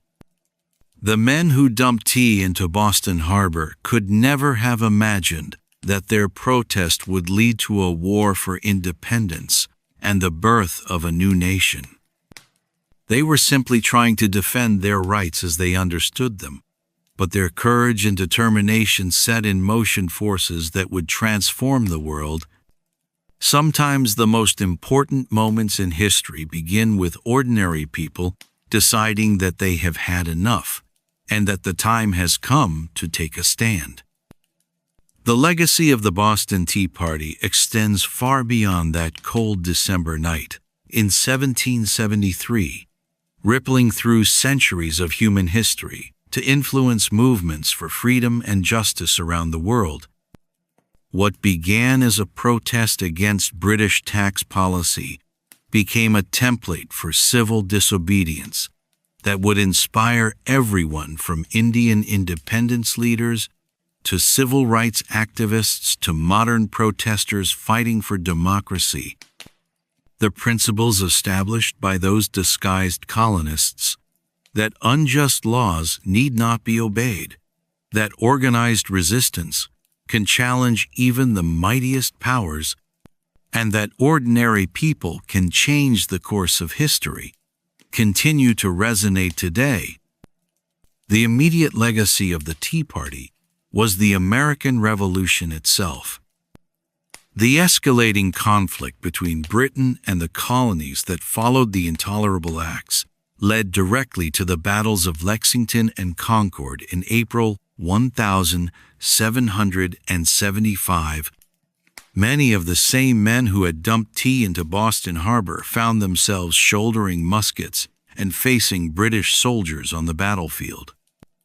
The organizational skills they had developed during the Tea Party served them well as they helped coordinate the colonial war effort. But the Tea Party's influence extended far beyond military strategy. The event had demonstrated that effective resistance required more than just courage. It required careful planning, broad community support, and a clear moral message that could win over public opinion. These lessons would be studied and applied by resistance movements throughout history. The Tea Party showed that a small group of determined individuals could challenge the established order if they acted with intelligence, discipline, and unity. The economic principles underlying the Tea Party protest, the rejection of taxation without representation, and the demand for local control over trade, would become fundamental to American political thought. The idea that people should have a voice in the economic policies that affect their lives became embedded in American democracy. The Boston Tea Party helped establish the principle that legitimate government must rest on the consent of the governed, not just on the power to enforce obedience. The Tea Party also established important precedents for the conduct of civil disobedience. The participants' careful attention to avoiding violence, their respect for property other than the tea they were protesting, and their willingness to accept the consequences of their actions created a model for principled resistance. Later movements for social change would study these tactics and adapt them to their own circumstances. The idea that civil disobedience should be nonviolent, targeted, and morally justified can be traced back to that night in Boston Harbor. The international impact of the Tea Party was equally significant. European intellectuals and political reformers followed the American colonial resistance with great interest, seeing it as a practical test of Enlightenment ideas about government and individual rights. The success of the American Revolution, which began with the Tea Party, inspired democratic movements throughout Europe and Latin America. The example of ordinary people successfully challenging royal authority gave hope to oppressed populations everywhere. In the 19th century, the Tea Party became a powerful symbol for American identity and values. As the United States grew and faced new challenges, Americans looked back to the Tea Party as a reminder of their revolutionary heritage. The event was celebrated in art, literature, and political speeches as an example of American courage and independence. It became part of the national mythology that helped unite a diverse and expanding nation around shared ideals. The Tea Party's influence on later American protest movements was profound. Abolitionists fighting against slavery drew inspiration from the colonists who had refused to accept unjust British laws. Labor organizers in the industrial age used similar tactics of coordinated resistance and community solidarity. Civil rights activists in the 20th century studied the Tea Party as an example of how organized, nonviolent protest could challenge systemic injustice. Even the specific tactic of economic boycotts, which had been so effective in the colonial period, continued to be used by American protest movements. The Montgomery bus boycott during the Civil Rights era, consumer boycotts against companies with unfair labor practices, and modern divestment campaigns all trace their lineage back to the colonial resistance that culminated in the Tea Party. The idea that economic pressure can be a powerful tool for social change remains as relevant today as it was in 1773. The Tea Party also established the importance of symbolic action in political protest. The choice to disguise themselves as Mohawks, the theatrical nature of the event, and the powerful visual image of tea floating in Boston Harbor all contributed to the protest's impact. Later movements would understand that effective protest requires not just organization and courage, but also the ability to capture public imagination and communicate a clear message. The Tea Party showed that sometimes a single dramatic act can be worth more than years of petitions and speeches. The global influence of the Tea Party continues to this day. Modern democratic movements around the world still study the American colonial resistance as an example of how popular movements can challenge authoritarian rule. The tactics of organization, communication, and coordinated action that were pioneered during the Tea Party era remain relevant for anyone seeking to create social or political change. The fundamental principle that people have the right to resist unjust authority continues to inspire freedom movements on every continent. Perhaps most importantly, the Tea Party established the idea that history is not made only by kings and generals, but by ordinary people who decide to take extraordinary action. The merchants, craftsmen, and laborers who participated in the Tea Party were not professional revolutionaries or political leaders. They were regular citizens who chose to risk everything for their principles.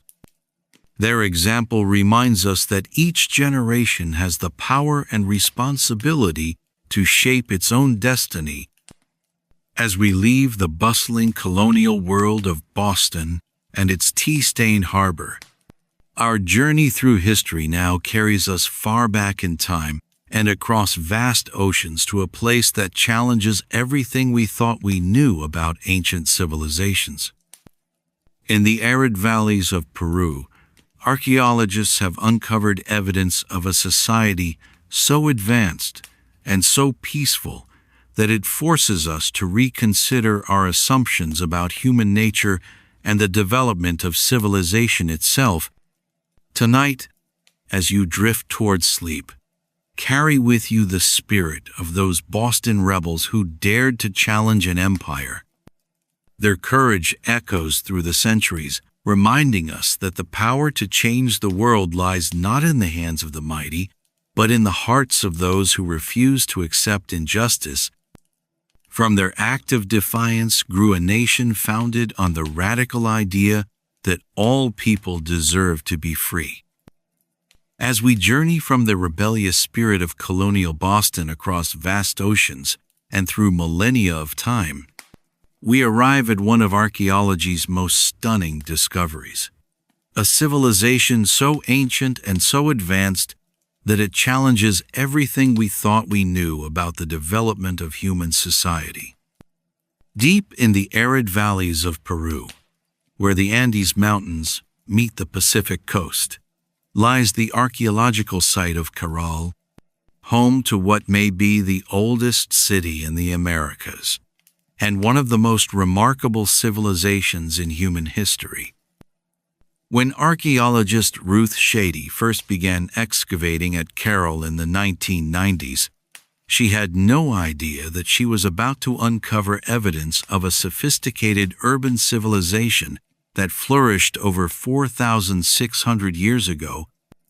This discovery would push back the timeline of American civilization by thousands of years and reveal a society that developed complex architecture, advanced agriculture, and intricate social systems at the same time that the pyramids were being built in Egypt and the first cities were emerging in Mesopotamia. What makes Caral truly extraordinary is not just its age, but the sophistication of what archaeologists have found there. The site covers more than 150 acres and contains the remains of massive stone pyramids, elaborate residential complexes, and sophisticated irrigation systems. The largest pyramid at Caral is nearly 100 feet tall and covers an area larger than 4 football fields. These were not simple settlements, but complex urban centers that required advanced planning, engineering knowledge, and the coordination of thousands of workers. The civilization that built Carroll emerged in the Supe Valley around 2600 BCE, making it contemporaneous with the great civilizations of the Old World. While the Egyptians were perfecting their pyramid-building techniques, and the Sumerians were developing the first writing systems, the people of Carroll were creating their own unique form of urban civilization in complete isolation from these other developments.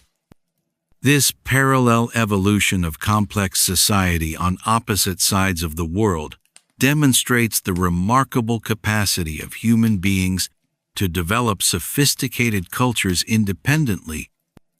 The discovery of Carroll has forced archaeologists to completely reconsider their understanding of how civilizations develop. Previously, scholars believed that complex urban societies could only emerge in certain environments, typically river valleys with rich agricultural land and access to trade routes. But Carroll sits in an arid coastal region where agriculture should have been nearly impossible. The fact that such a sophisticated civilization could flourish in this challenging environment suggests that human ingenuity and adaptability are far greater than we had previously imagined. The people of Carroll solved the problem of agriculture in their harsh environment through remarkable innovations in irrigation and crop selection. They developed an intricate system of canals and reservoirs that captured and distributed the limited water from seasonal rivers. They cultivated crops that were perfectly adapted to their environment, including cotton, beans, squash, and sweet potatoes. Perhaps most importantly, they established trade relationships with communities in different ecological zones, exchanging their cotton and manufactured goods for fish from the coast and crops from the highlands. This trade network was one of the keys to Carroll's success and reveals the sophisticated economic thinking of its inhabitants. Rather than trying to be completely self-sufficient, the people of Carroll understood the advantages of specialization and exchange. They focused on producing high-quality cotton textiles and other manufactured goods, then traded these products for food and raw materials they could not produce locally.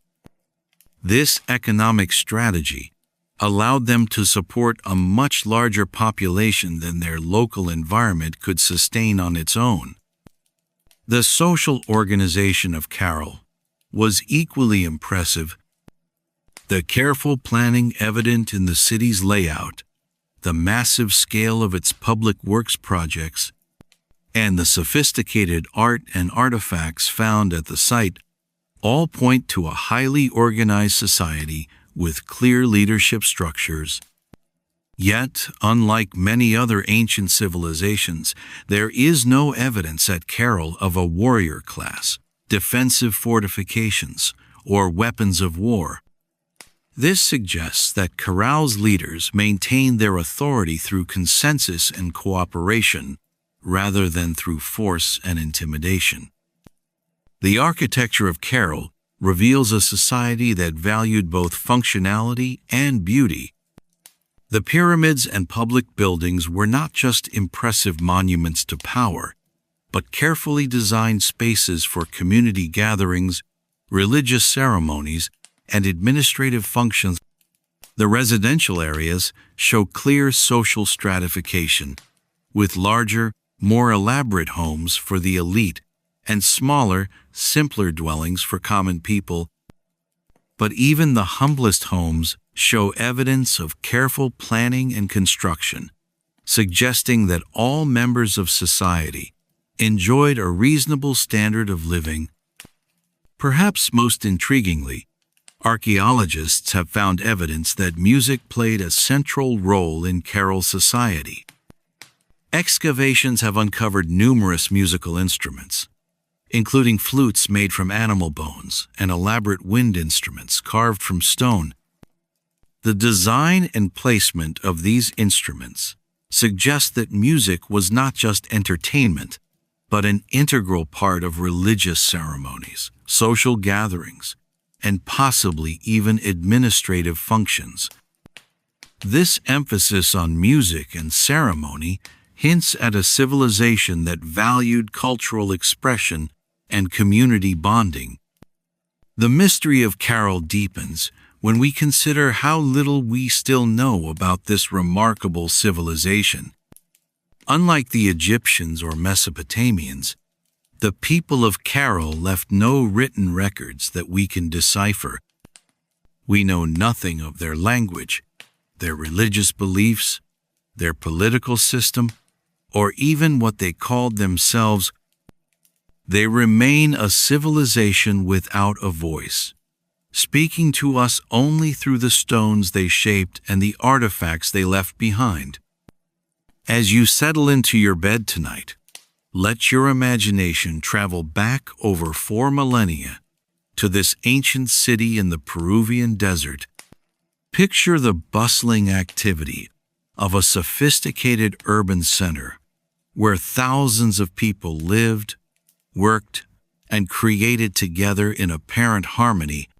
Imagine the sound of music drifting from the Great Pyramids, the sight of cotton fields blooming in the desert, and the energy of a civilization that achieved greatness through cooperation rather than conquest. Carol reminds us that human beings have always been capable of creating beauty, order, and prosperity when they work together toward common goals. As archaeologists continued their painstaking excavations at Carol, they began to uncover evidence of something so extraordinary that it challenged one of our most fundamental assumptions about human civilization. In a world where ancient history is filled with tales of conquest, warfare, and the rise and fall of military empires, Carol presents us with a shocking alternative, a sophisticated urban civilization that appears to have thrived for over 1,000 years without any evidence of warfare, weapons, or violent conflict. This discovery was so unexpected that researchers initially questioned their own findings.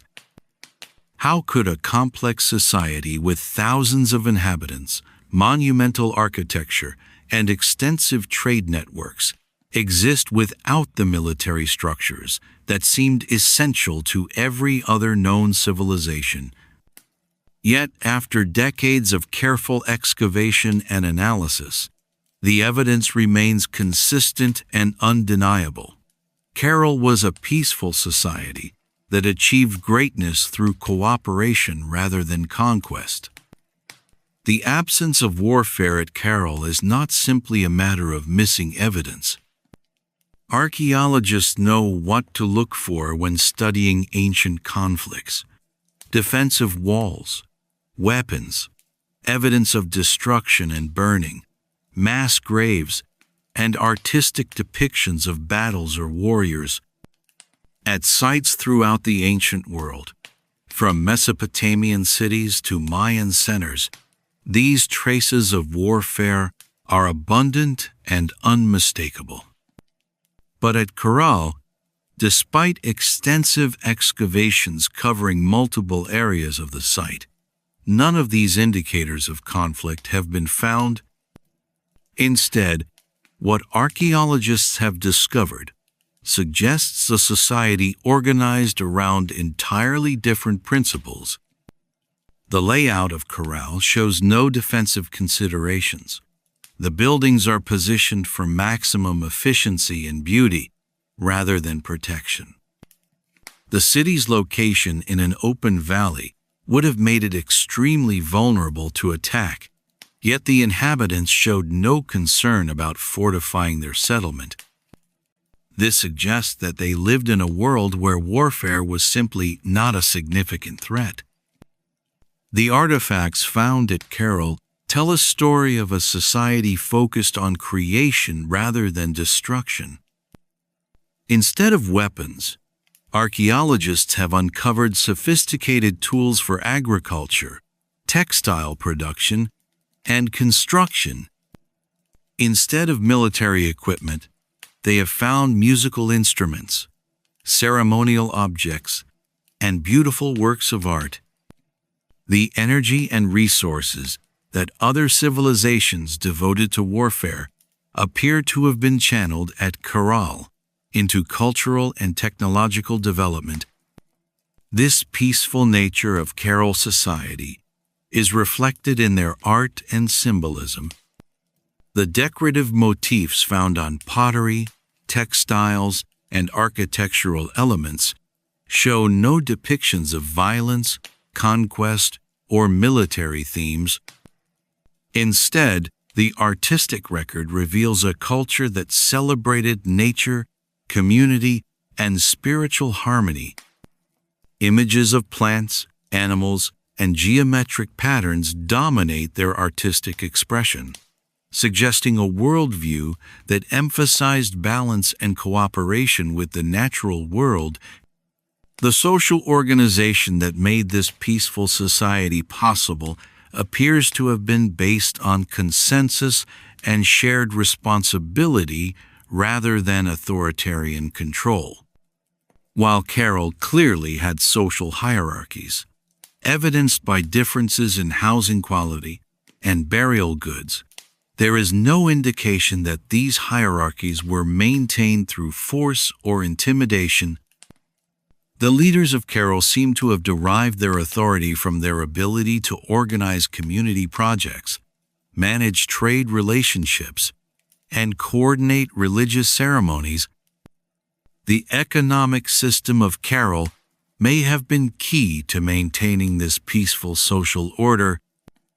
Rather than competing for scarce resources through warfare, the people of Kerala developed an economy based on specialization and trade that benefited everyone. Their extensive trade networks brought in food, raw materials, and luxury goods from across the region, creating prosperity that was shared throughout the community. When everyone benefits from peaceful cooperation, there is little incentive for violent conflict. The religious and ceremonial life of Kerala also appears to have reinforced values of peace and cooperation. The Great Pyramids and public spaces were designed for community gatherings and shared rituals rather than displays of military power. The emphasis on music and ceremony suggests a culture that valued harmony, both social and spiritual, above all else. These shared religious experiences would have strengthened community bonds and reinforced the cooperative values that made their peaceful society possible. The environmental context of Kerala may also have contributed to their peaceful nature. Living in a challenging desert environment, where survival depended on careful management of limited resources, the people of Kerala would have understood that cooperation was essential. Warfare would have been not just morally wrong, but practically disastrous in an environment where every person's contribution was needed for the community's survival. Their harsh environment may have taught them lessons about interdependence that other civilizations never learned. The longevity of Kerala's peaceful civilization is perhaps the most remarkable aspect of their achievement. This was not a brief experiment in peaceful living, but a stable society that maintained its non-violent character for over a millennium. Generation after generation of Kerala's inhabitants chose cooperation over conflict, demonstrating that peaceful civilization is not just possible, but sustainable over long periods of time. The implications of Kerala's peaceful nature extend far beyond archaeology. If human beings were capable of creating sophisticated, prosperous, and stable civilizations without warfare over 4,000 years ago, what does this tell us about human nature itself? The common assumption that violence and competition are inevitable aspects of complex society is challenged by the example of Caral. Perhaps our capacity for cooperation and peaceful coexistence is greater than we have dared to imagine. The study of Caral has also revealed how our understanding of the past has been shaped by our own assumptions about human nature. For centuries, historians and archaeologists focused primarily on civilizations that left records of their wars and conquests, creating a distorted picture of ancient life. The discovery of Caral reminds us that there may have been many peaceful societies in the past that we have overlooked simply because they did not fit our expectations about how civilizations should behave. As you drift toward sleep tonight, let the example of Caral fill your dreams with possibilities. Imagine a world where human energy is devoted to creation rather than destruction, where communities thrive through cooperation rather than competition, and where the greatest monuments are built not to intimidate enemies, but to bring people together. The people of Caral prove that such a world is not just a utopian dream, but a historical reality. Their legacy challenges us to reconsider what human civilization can achieve when it chooses the path of peace. The architectural achievements of Caral reveal a level of engineering sophistication that continues to astound modern experts and challenges our understanding of what ancient peoples could accomplish with simple tools and human determination. The massive pyramids and complex urban infrastructure of this 4,600-year-old civilization were built using techniques so advanced that some of them are still not fully understood by contemporary engineers. What makes these accomplishments even more remarkable is that they were achieved without the use of metal tools, wheeled vehicles, or draft animals, technologies that we consider essential for large-scale construction.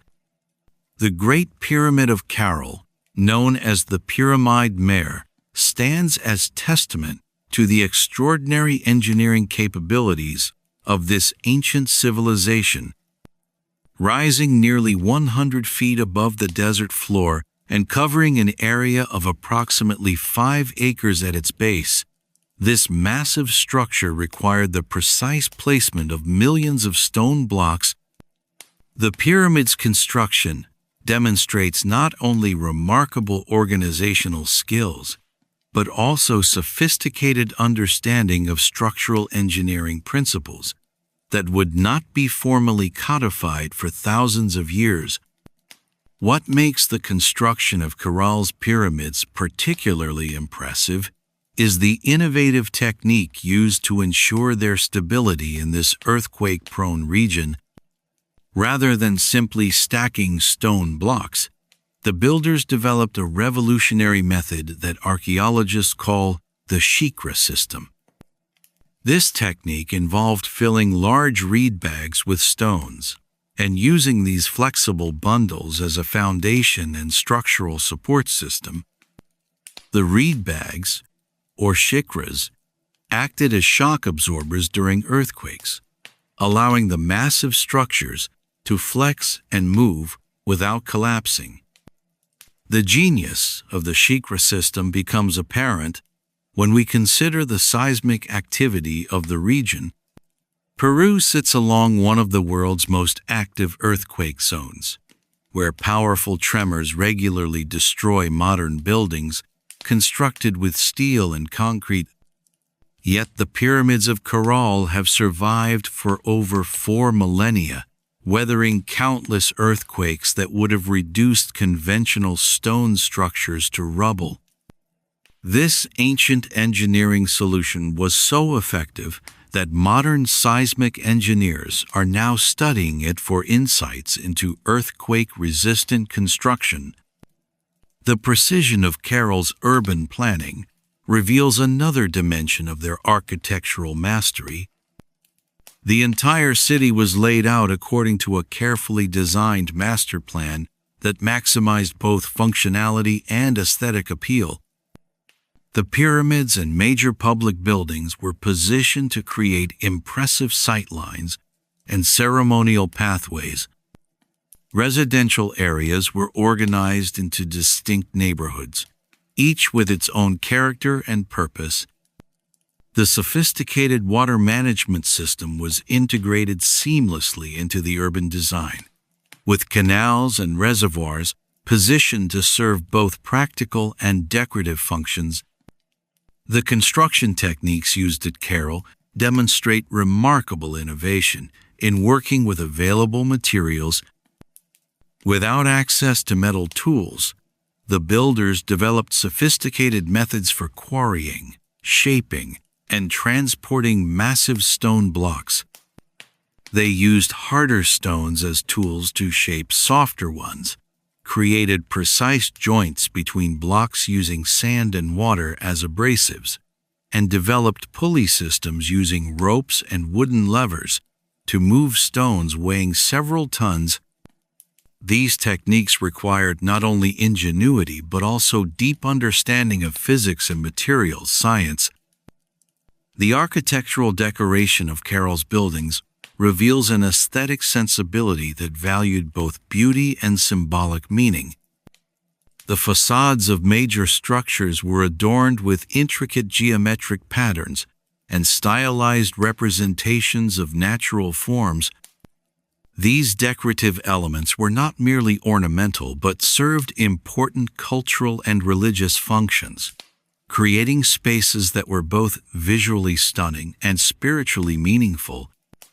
The integration of art and architecture at Carroll demonstrates a holistic approach to design that modern architects are only beginning to rediscover. The residential architecture of Carroll shows equal attention to both comfort and efficiency. Even the simplest homes were carefully designed to maximize natural ventilation, provide protection from the desert sun, and create pleasant living spaces. The use of different room sizes and configurations suggests that the architects understood how to create spaces appropriate for different activities: sleeping, cooking, storage, and social gathering. This attention to human comfort and functionality in residential design was remarkably advanced for its time. The water management systems at Carroll represent perhaps the most impressive aspect of their engineering achievements. In a desert environment where water was scarce and precious, the inhabitants developed an intricate network of canals, reservoirs, and filtration systems that captured, stored, and distributed every drop of available water. These systems were so well designed that they continued to function effectively for over 1,000 years, supporting a population of several thousand people in an environment that should have been able to sustain only a few hundred. The construction of these water systems required advanced understanding of hydraulic engineering principles. The builders had to calculate precise gradients to ensure proper water flow, design settling ponds to remove sediment, and create distribution networks that could deliver water to every part of the city. They even incorporated decorative fountains and water features that served both aesthetic and practical purposes, demonstrating that they understood water not just as a necessity, but as an element of urban beauty. The scale of construction at Carroll also reveals remarkable organizational capabilities. Building the pyramids and urban infrastructure would have required the coordinated efforts of thousands of workers over many decades.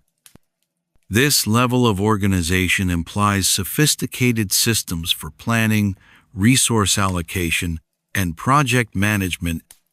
The fact that such massive undertakings were completed successfully suggests that Carroll's leaders possessed administrative skills that would be impressive even by modern standards.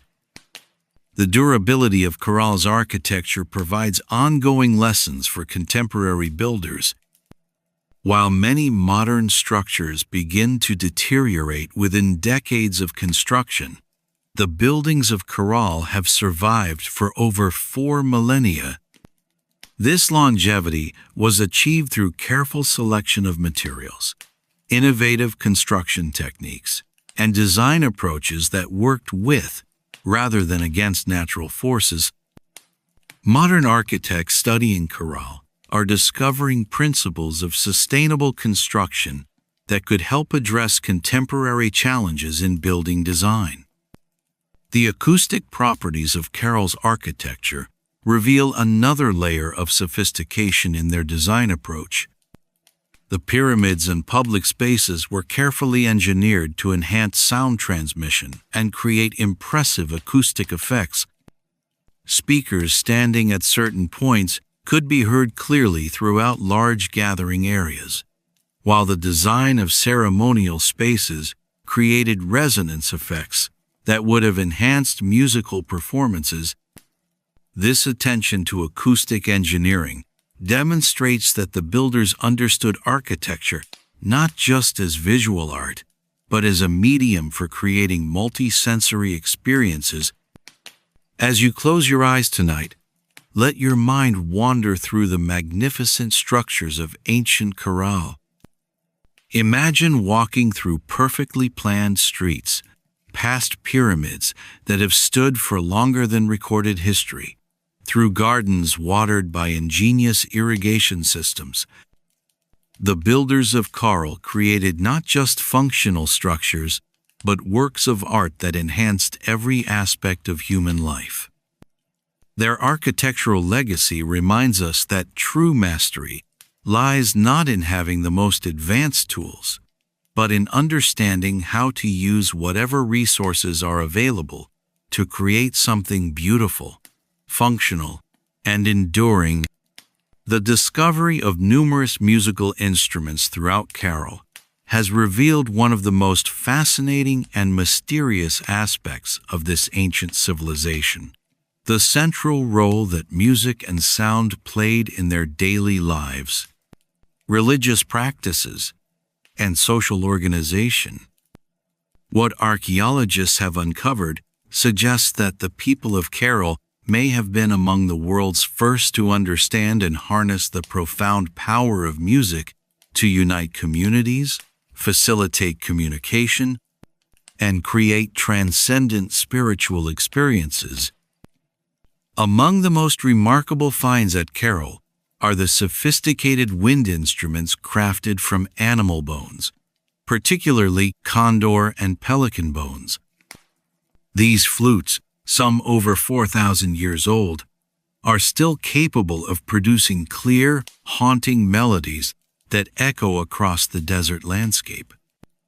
The precision with which these instruments were crafted reveals not only advanced understanding of acoustics, but also suggests that music was considered important enough to warrant the investment of considerable time and skill in instrument making. Even more impressive are the large stone and clay wind instruments found in the ceremonial areas of Carrol's pyramids. These massive instruments, some standing several feet tall, were designed to produce deep, resonant tones that could be heard for miles across the valley. The positioning of these instruments suggests they were used for long-distance communication, allowing different parts of the city or even different settlements to coordinate activities through musical signals. This represents one of the earliest known examples of using sound for organized communication across large distances.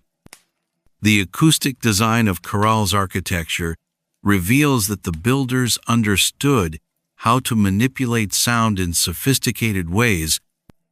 The pyramids and public plazas were constructed with specific acoustic properties that would amplify and enhance musical performances. Certain areas create natural echo chambers, while others are designed to project sound clearly across large gatherings. This integration of architecture and acoustics suggests that public ceremonies involving music were central to Carroll's social and religious life. Archaeological evidence indicates that music at Carroll was not merely entertainment, but served important functional roles in society. The placement of instruments in administrative areas suggests that music may have been used to signal the beginning and end of work periods, coordinate group activities, or mark important ceremonial occasions. This systematic use of music for social organization represents a sophisticated understanding of how sound can be used to create order and unity in complex societies. The variety of instruments found at Carroll reveals a rich and diverse musical tradition. In addition to the bone flutes and large wind instruments, archaeologists have discovered rattles, drums, and what appear to be early stringed instruments. The presence of so many different types of instruments suggests that Carroll's musicians were capable of creating complex, layered musical compositions that would have been both technically challenging and emotionally powerful.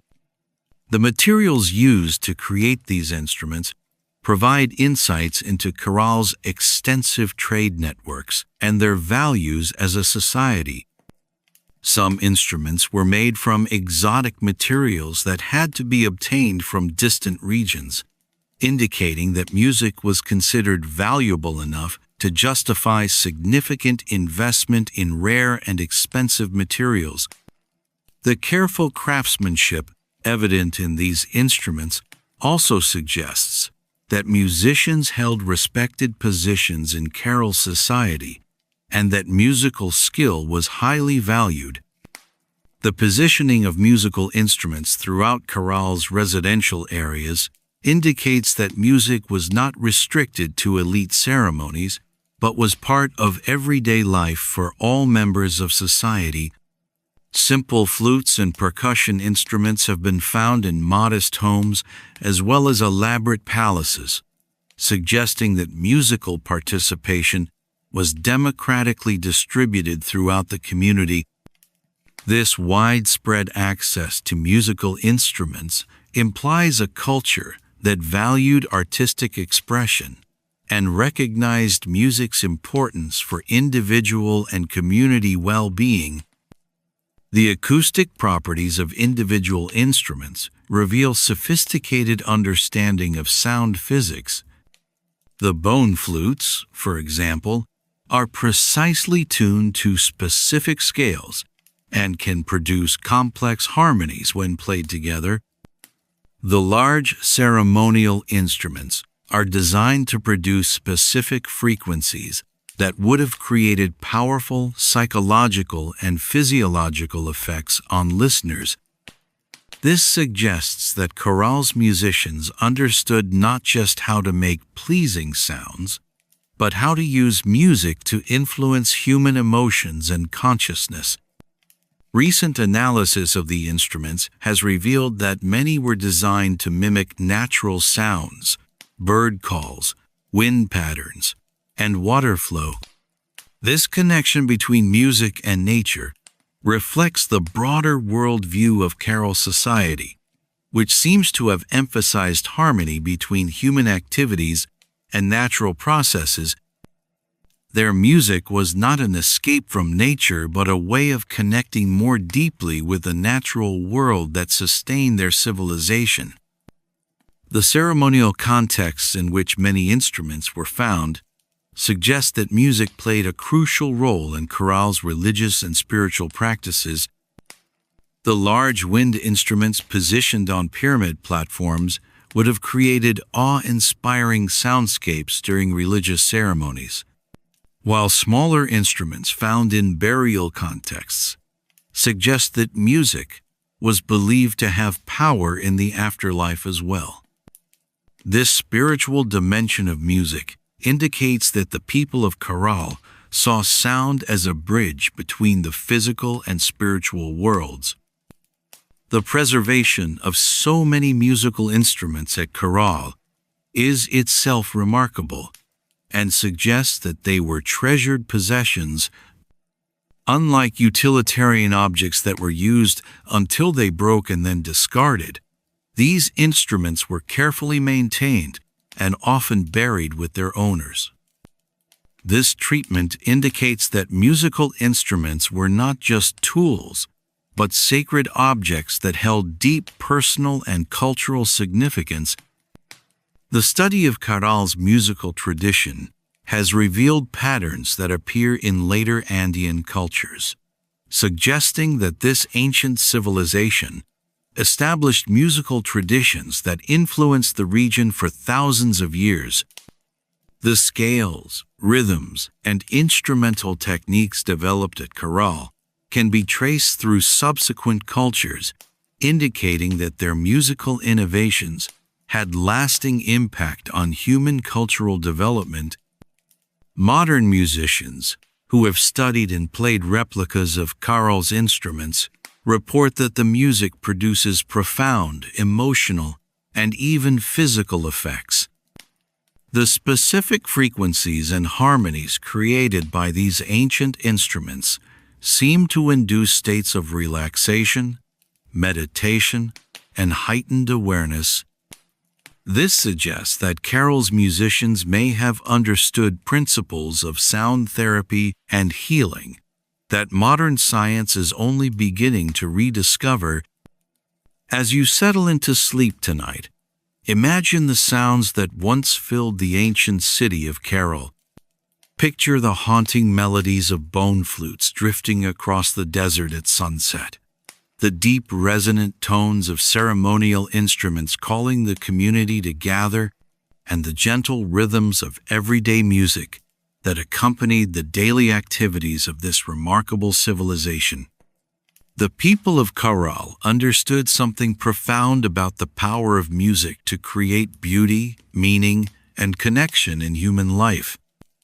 Their musical legacy reminds us that some of humanity's greatest achievements lie not in conquest or accumulation, but in the creation of art that touches the soul and brings people together in harmony.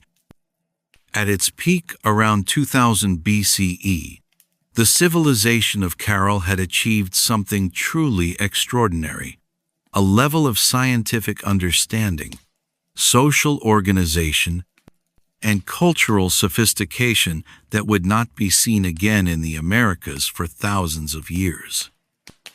This ancient society had solved fundamental challenges of human existence in ways that were so advanced they seem almost miraculous when viewed from our modern perspective.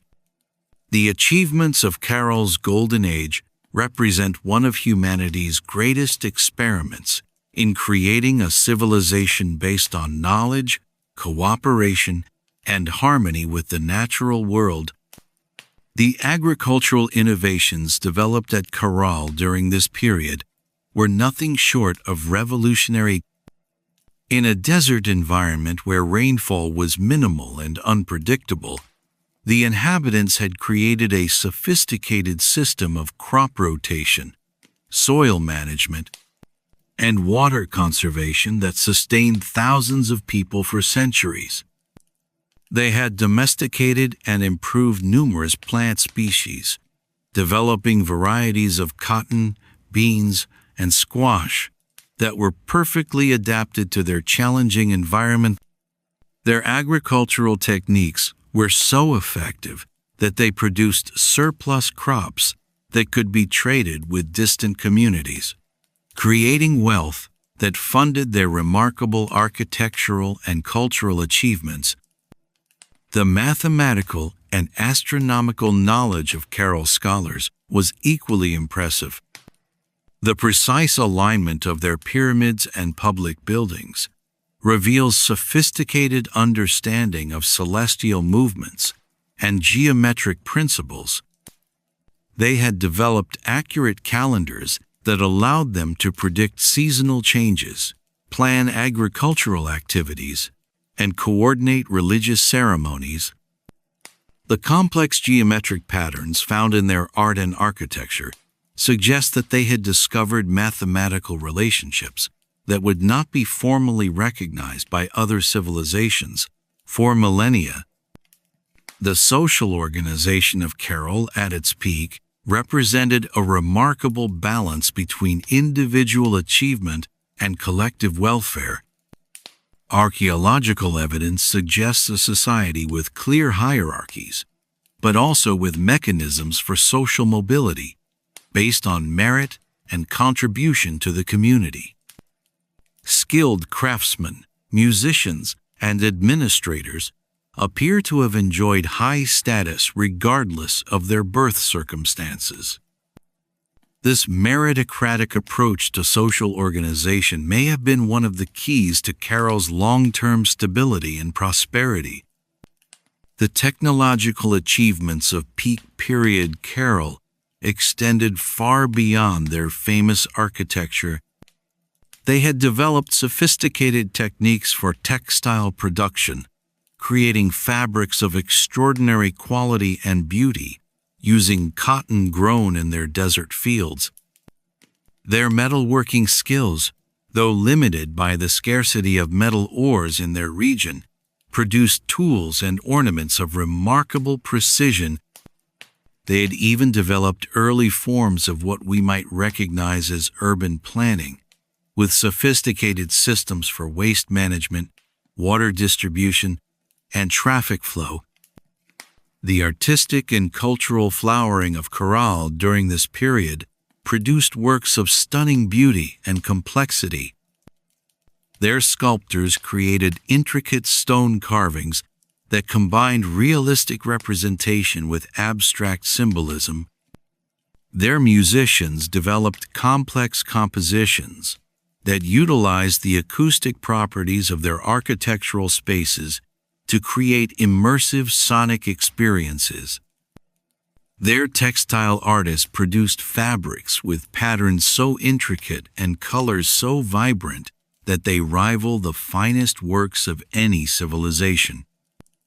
The trade networks, established by Carroll at its peak, stretched across thousands of miles, connecting the Pacific coast with the high Andes and the Amazon basin. This commercial system was based not on conquest or coercion, but on mutual benefit and cultural exchange. Carroll's merchants traded their high-quality cotton textiles and manufactured goods for exotic materials, foods, and ideas from distant regions. This peaceful commerce brought prosperity to all participants and helped spread Carroll's innovations throughout the ancient Americas. The environmental management practices of peak period Carroll demonstrate a level of ecological wisdom that modern societies are still struggling to achieve. They had learned to work with natural cycles rather than against them, developing agricultural and urban systems that enhanced rather than degraded their environment. Their water management techniques actually improved the fertility of their desert homeland, creating oases of productivity that supported both human communities and diverse wildlife. The educational and knowledge preservation systems of Carroll were remarkably advanced for a society without written language. They developed sophisticated methods for passing complex information from generation to generation through oral traditions, artistic symbols, and practical demonstrations. Their system of apprenticeships ensured that specialized knowledge in areas like architecture, agriculture, and music was carefully preserved and continuously improved. This commitment to education and knowledge preservation was crucial to maintaining their high level of civilization across many centuries. The religious and philosophical achievements of Carroll's Golden Age reveal a worldview of remarkable sophistication and depth.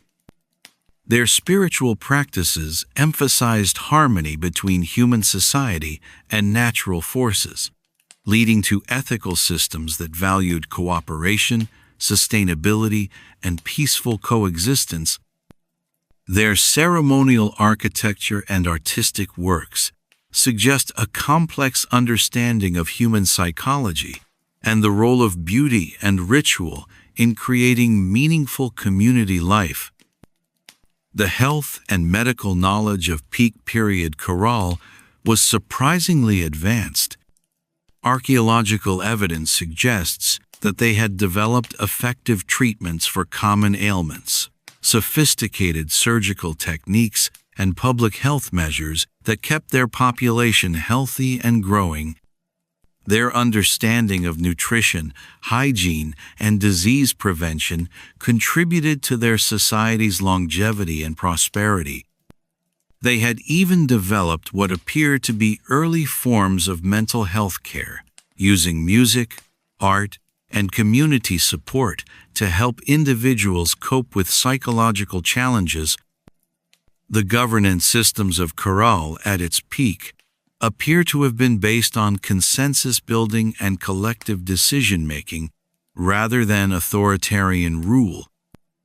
The absence of military fortifications or weapons suggests that their leaders maintained authority through competence and popular support rather than force.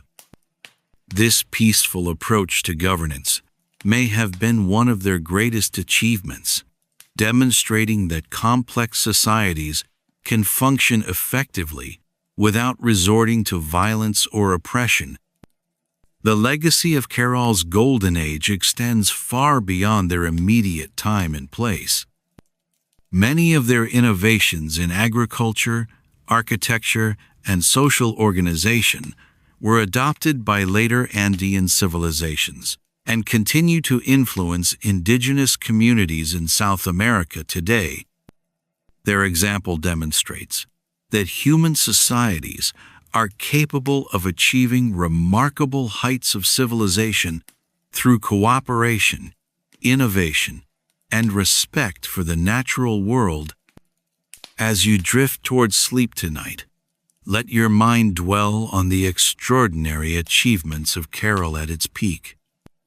Imagine a civilization that had solved the fundamental challenges of human existence: how to feed large populations in difficult environments, how to create beautiful and functional cities, how to organize complex societies without violence, and how to live in harmony with nature.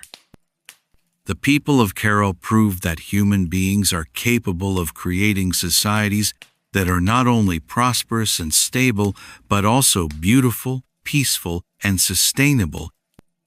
Their golden age reminds us that our highest aspirations for human civilization are not impossible dreams but achievable realities. The mystery of Caral's disappearance remains one of archaeology's most haunting puzzles, made all the more poignant by the civilization's remarkable achievements and peaceful nature. Around 1800 BCE, after flourishing for nearly 1,000 years, this extraordinary society began to decline and eventually vanished entirely, leaving behind only their magnificent ruins and countless unanswered questions. The fact that such an advanced and seemingly stable civilization could simply fade away serves as a sobering reminder of how fragile even the greatest human achievements can be. The decline of Caral appears to have been gradual rather than sudden, unfolding over several centuries as the civilization slowly lost its vitality and cohesion. Archaeological evidence suggests that the great construction projects that had defined Caral's Golden Age came to an end, with no new pyramids or major buildings erected during the final centuries of occupation. The sophisticated trade networks that had brought prosperity to the region began to contract as evidenced by the decreasing variety of exotic goods found in later archaeological layers. Climate change appears to have played a significant role in Coral's downfall, though the exact mechanisms remain debated among researchers. Evidence from ice cores, lake sediments, and other paleoclimatic indicators suggests that the region experienced a prolonged period of drought beginning around 2200 BCE. This climatic shift would have been devastating for a civilization that depended entirely on carefully managed water resources to sustain agriculture in a desert environment. As rivers dried up and rainfall became even more scarce, the agricultural surplus that had supported Coral's large population and complex society would have gradually disappeared. The environmental challenges facing Coral were compounded by what appears to have been a series of powerful earthquakes during the civilization's final centuries. While their innovative shikra construction technique had allowed their buildings to survive many seismic events, the cumulative damage from repeated earthquakes may have eventually overwhelmed their engineering capabilities. Repairing earthquake damage would have required enormous resources and coordinated effort, luxuries that a civilization already struggling with drought and declining trade may not have been able to afford. The social and political factors contributing to Coral's decline are more difficult to reconstruct, but appear to have been equally significant. As environmental pressures mounted and resources became scarce, the cooperative social systems that had been Coral's greatest strength may have begun to break down. Competition for dwindling water and food supplies could have led to conflicts between different neighborhoods or social groups within the city. The consensus-based governance that had worked so well during prosperous times may have proven inadequate for managing crisis and making the difficult decisions necessary for survival. The abandonment of Coral appears to have been a planned and orderly process, rather than a sudden flight. Archaeological evidence suggests that valuable objects were carefully removed from buildings before they were abandoned, and there are no signs of violence or destruction that would indicate conquest or catastrophic collapse.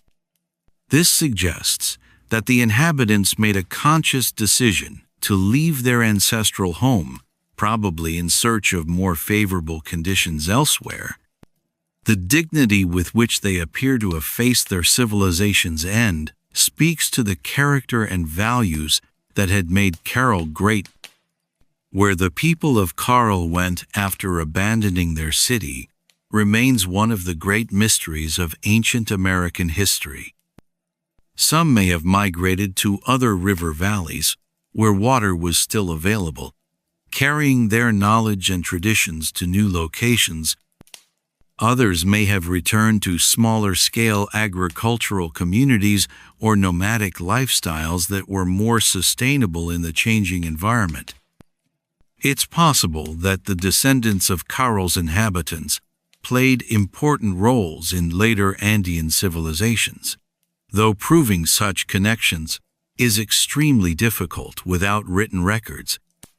The lessons of Coral's disappearance are particularly relevant for our modern world, which faces its own environmental and social challenges. Despite their remarkable achievements in sustainable living and peaceful cooperation, the people of Coral were ultimately unable to adapt quickly enough to rapid environmental change.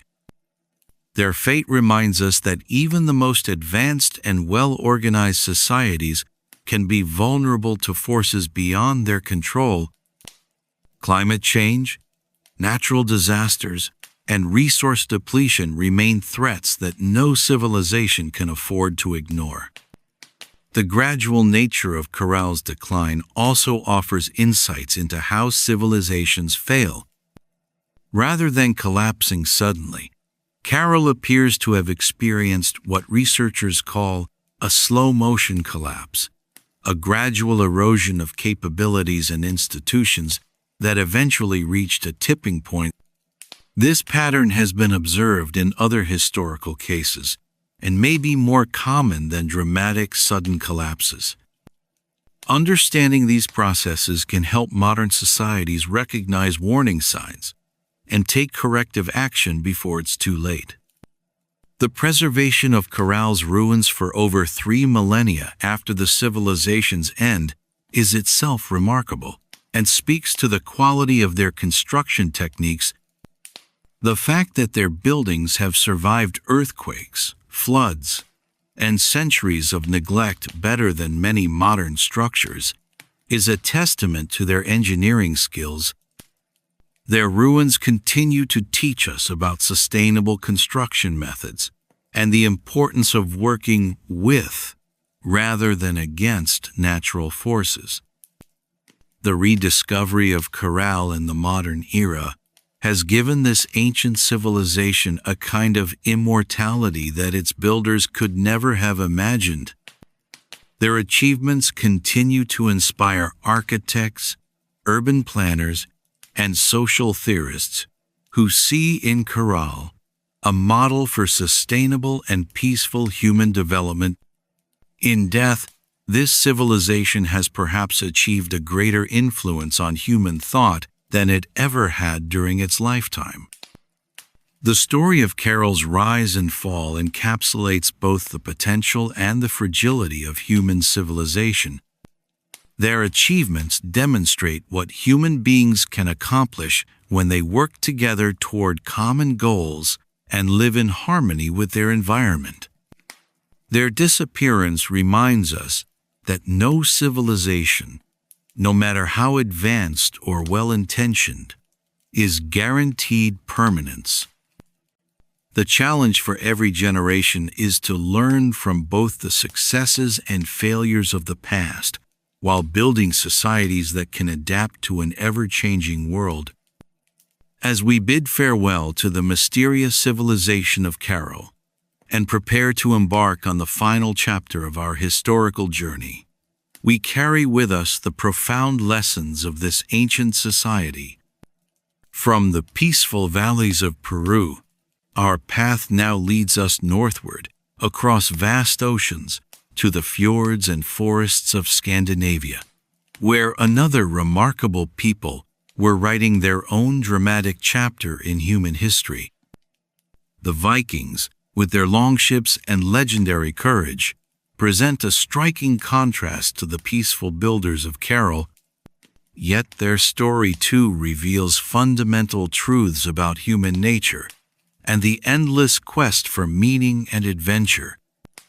Tonight, as you close your eyes and drift towards sleep, remember the people of Carrow, who built a civilization based on cooperation and harmony, only to see it fade away like a beautiful dream.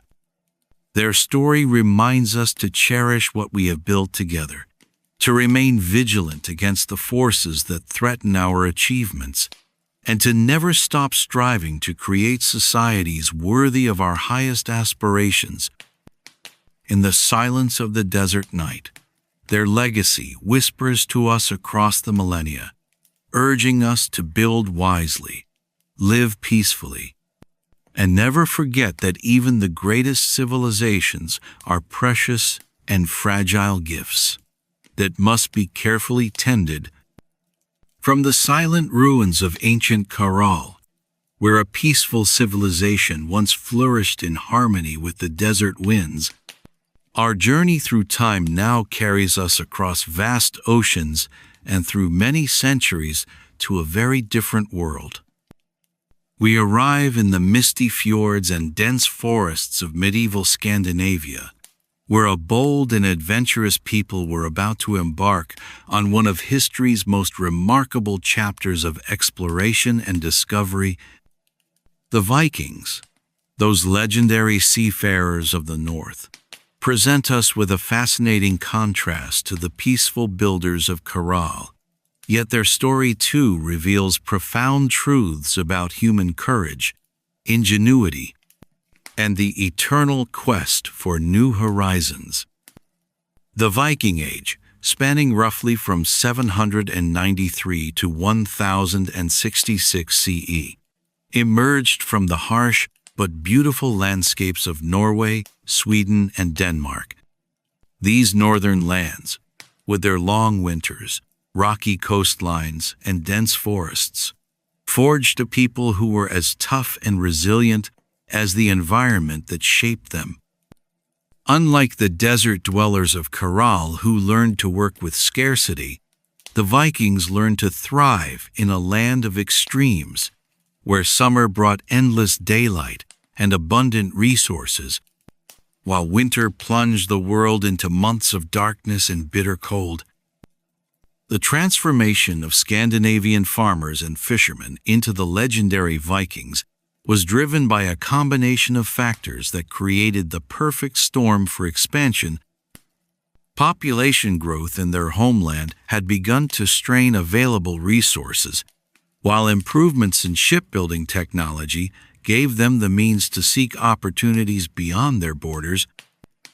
Political instability and the rise of powerful local chieftains created both the motivation and the leadership necessary for large-scale expeditions. Most importantly, the Vikings possessed something that would prove invaluable in their adventures: an unshakable belief in their own abilities, and a culture that celebrated courage above all other virtues. The Viking worldview was fundamentally different from that of the peaceful Caral civilization, where the people of Caral had built their society around cooperation and harmony. The Vikings embraced a culture that glorified individual achievement, martial prowess, and the pursuit of fame that would outlast death. Their mythology spoke of Valhalla, the great hall where warriors who died gloriously in battle would feast and fight for eternity. This belief system created a people who were willing to risk everything for the chance of achieving something extraordinary. Yet the popular image of Vikings as nothing more than bloodthirsty raiders tells only part of their story.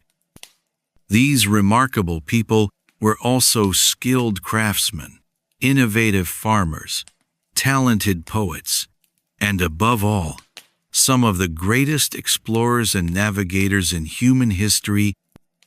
Their achievements in seamanship and exploration rival those of any civilization, and their influence on the development of medieval Europe was profound and lasting. They were a people of contradictions, capable of both terrible violence and remarkable creativity, of both destruction and discovery. The heart of Viking civilization was the longship, a technological marvel that gave them mastery over both rivers and open seas. These sleek vessels, with their shallow drafts and flexible construction, could navigate the roughest ocean swells and the shallowest streams with equal ease. The longship was more than just a means of transportation. It was a symbol of Viking identity, a work of art, and a technological achievement that would not be surpassed for centuries. With these ships, the Vikings could appear suddenly on distant shores, strike swiftly, and disappear before their enemies could organize a response. The social structure of Viking society was complex and dynamic, quite different from the rigid hierarchies that characterized many medieval civilizations. While they had kings and jarls, nobles, Viking society also offered opportunities for social mobility based on achievement and courage. A successful warrior or trader could rise in status regardless of his birth, and even thralls, slaves, could sometimes earn their freedom and prosperity. This meritocratic element of Viking culture helped create the dynamic energy that drove their expansion across the known world. The role of women in Viking society was also remarkably progressive for its time. Viking women enjoyed rights and freedoms that would have been unthinkable in most medieval societies. They could own property, request divorces, and run businesses. Some even became warriors themselves, the legendary shield maidens who fought alongside men in battle. This relative gender equality may have contributed to the strength and resilience of Viking communities, as they could draw on the talents and energies of all their members. The Vikings' relationship with the natural world was both practical and spiritual. Living in a harsh environment where survival depended on understanding weather patterns, seasonal changes, and the behavior of animals, they developed an intimate knowledge of nature that served them well in their explorations. Their mythology was filled with nature, spirits, and gods who embodied natural forces, reflecting a worldview that saw the divine in the wind, waves, and wild places of the earth.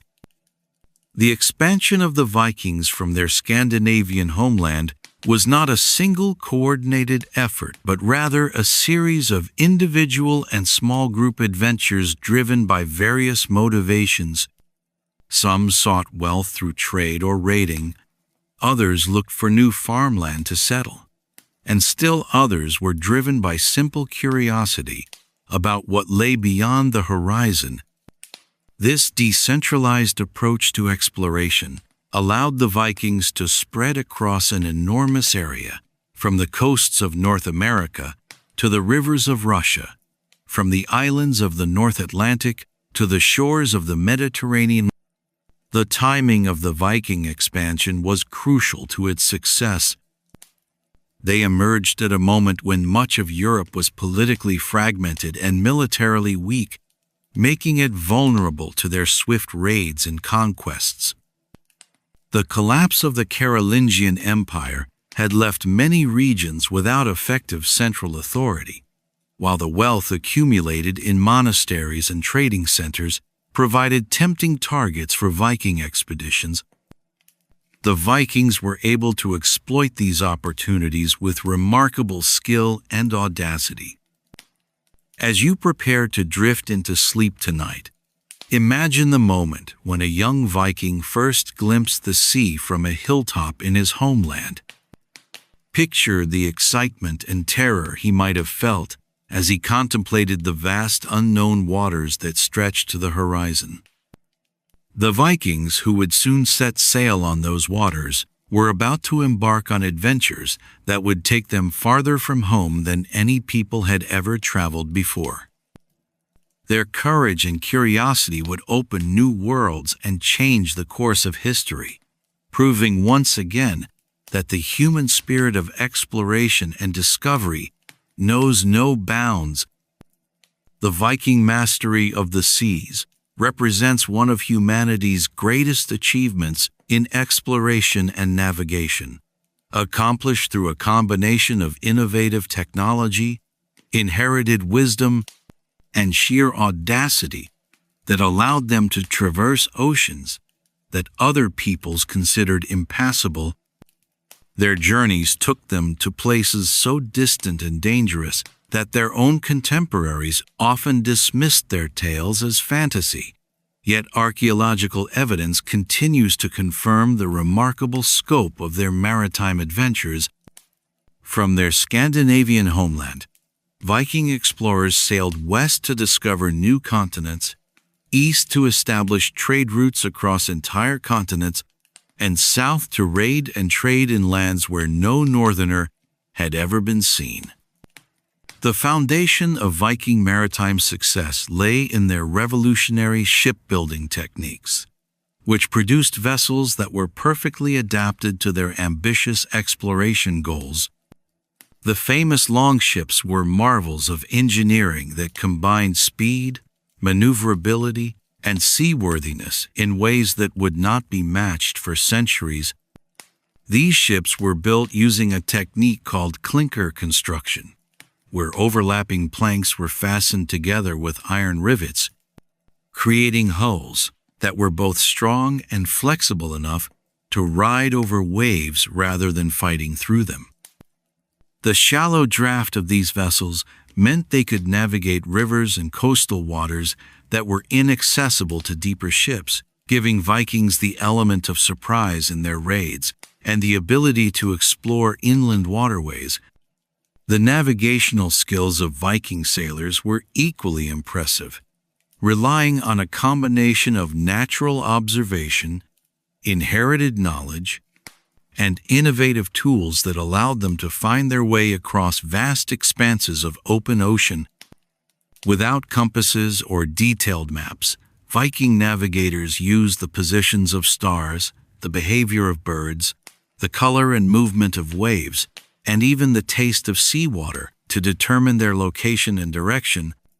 They developed sophisticated mental maps of ocean currents, wind patterns, and seasonal weather changes that were passed down through generations of seafarers.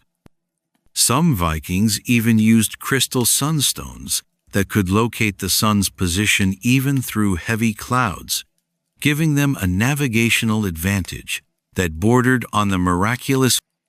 The westward voyages of the Vikings represent perhaps their most remarkable achievement in exploration, taking them across the North Atlantic to lands that Europeans would not see again for centuries. Beginning in the late 8th century, Norwegian Vikings discovered and settled the Faroe Islands, establishing communities on these remote Atlantic outposts that survive to this day. From there, they pushed further west to Iceland, where they created one of medieval Europe's most sophisticated societies, complete with a democratic parliament and a rich literary tradition. The settlement of Iceland was not just a matter of individual adventure, but a coordinated colonization effort that transported thousands of people, along with their livestock and household goods, across hundreds of miles of dangerous ocean. The discovery of Greenland by Eric the Red around 982 CE pushed the boundaries of Viking exploration even further into the unknown. Despite its forbidding name, Greenland's southern coast offered grazing land for livestock and opportunities for hunting and fishing that attracted hundreds of Viking settlers. The Greenland colonies would survive for nearly 5 centuries, representing one of the most remote and challenging settlements in human history. The Vikings who chose to make their homes in Greenland had to adapt to an environment even harsher than their Scandinavian homeland, developing new techniques for survival in a land of ice and limited resources. The ultimate achievement of Viking exploration was the discovery of North America, accomplished by Leif Erikson around 1000 CE, nearly 5 centuries before Columbus. The Viking settlement at L'Anse aux Meadows in Newfoundland provides concrete evidence of their presence in the New World, though their stay was brief and their impact limited. The reasons for their failure to establish permanent colonies in North America were complex, involving conflicts with indigenous peoples, the enormous distances from their supply bases, and perhaps simply the recognition that the resources required for such distant settlements exceeded even Viking capabilities. The eastward expansion of the Vikings was equally impressive, though it followed rivers rather than ocean routes. Swedish Vikings, known as Varangians, traveled down the rivers of Russia and Eastern Europe, establishing trade routes that connected Scandinavia with the Byzantine Empire and the Islamic world. These river journeys required different skills from ocean navigation, as Vikings had to portage their ships around rapids and waterfalls, negotiate with local tribes, and adapt to entirely different environments and cultures. The success of these eastern expeditions led to the establishment of the first Russian state, with Vikings serving as rulers and military leaders in cities like Novgorod and Kiev. The southern voyages of the Vikings took them into the Mediterranean Sea, where they raided coastal cities, served as mercenaries for various rulers, and established trading posts.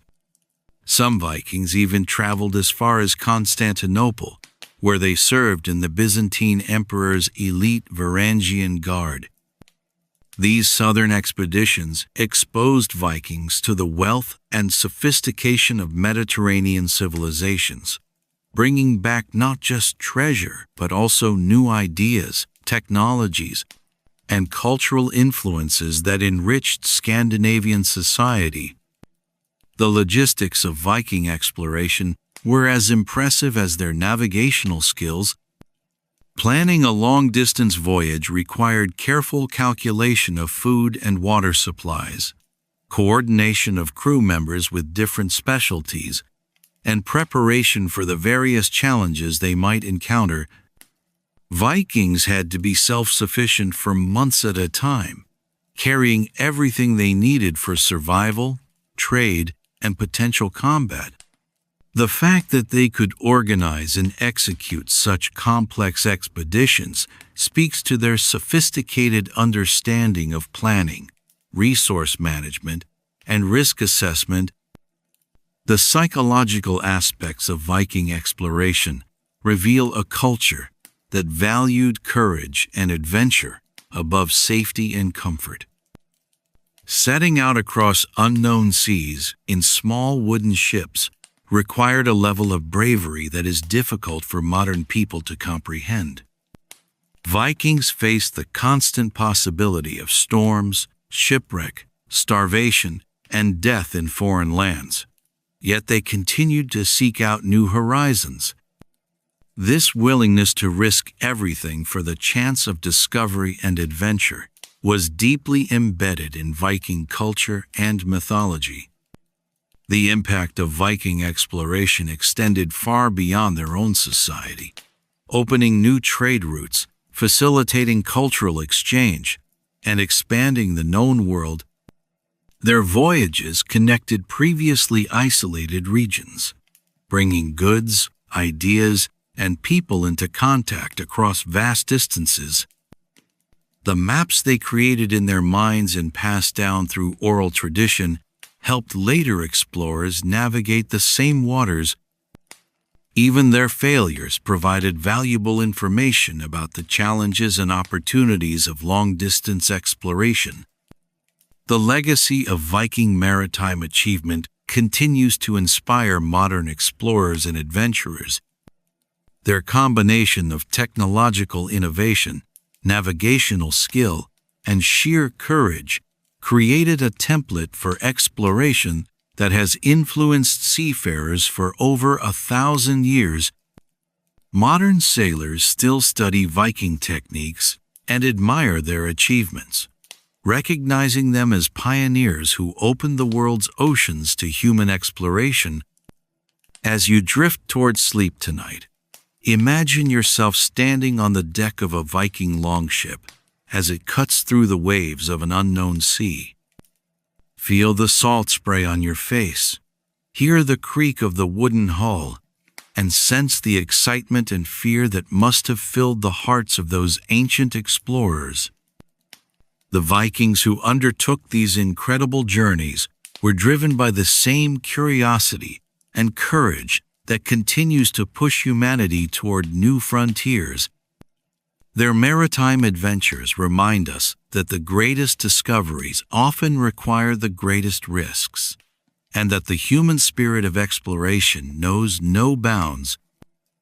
The reality of Viking life was far more complex and nuanced than the popular images of bloodthirsty raiders and savage warriors that dominate our modern imagination.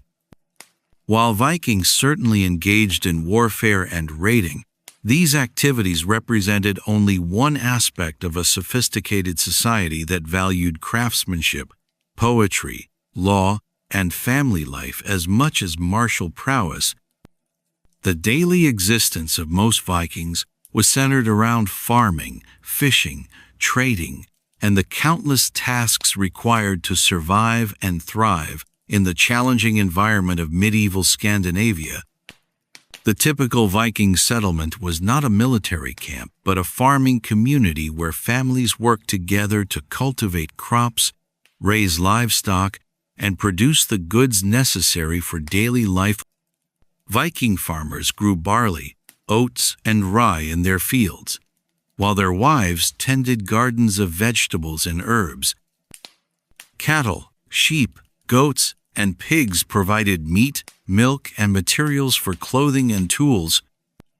The harsh northern climate meant that much of the year was spent preparing for winter, preserving food, gathering fuel, and ensuring that both humans and animals had adequate shelter to survive the long, dark months. The role of women in Viking society was remarkably progressive compared to other medieval cultures, reflecting practical necessities as much as cultural values.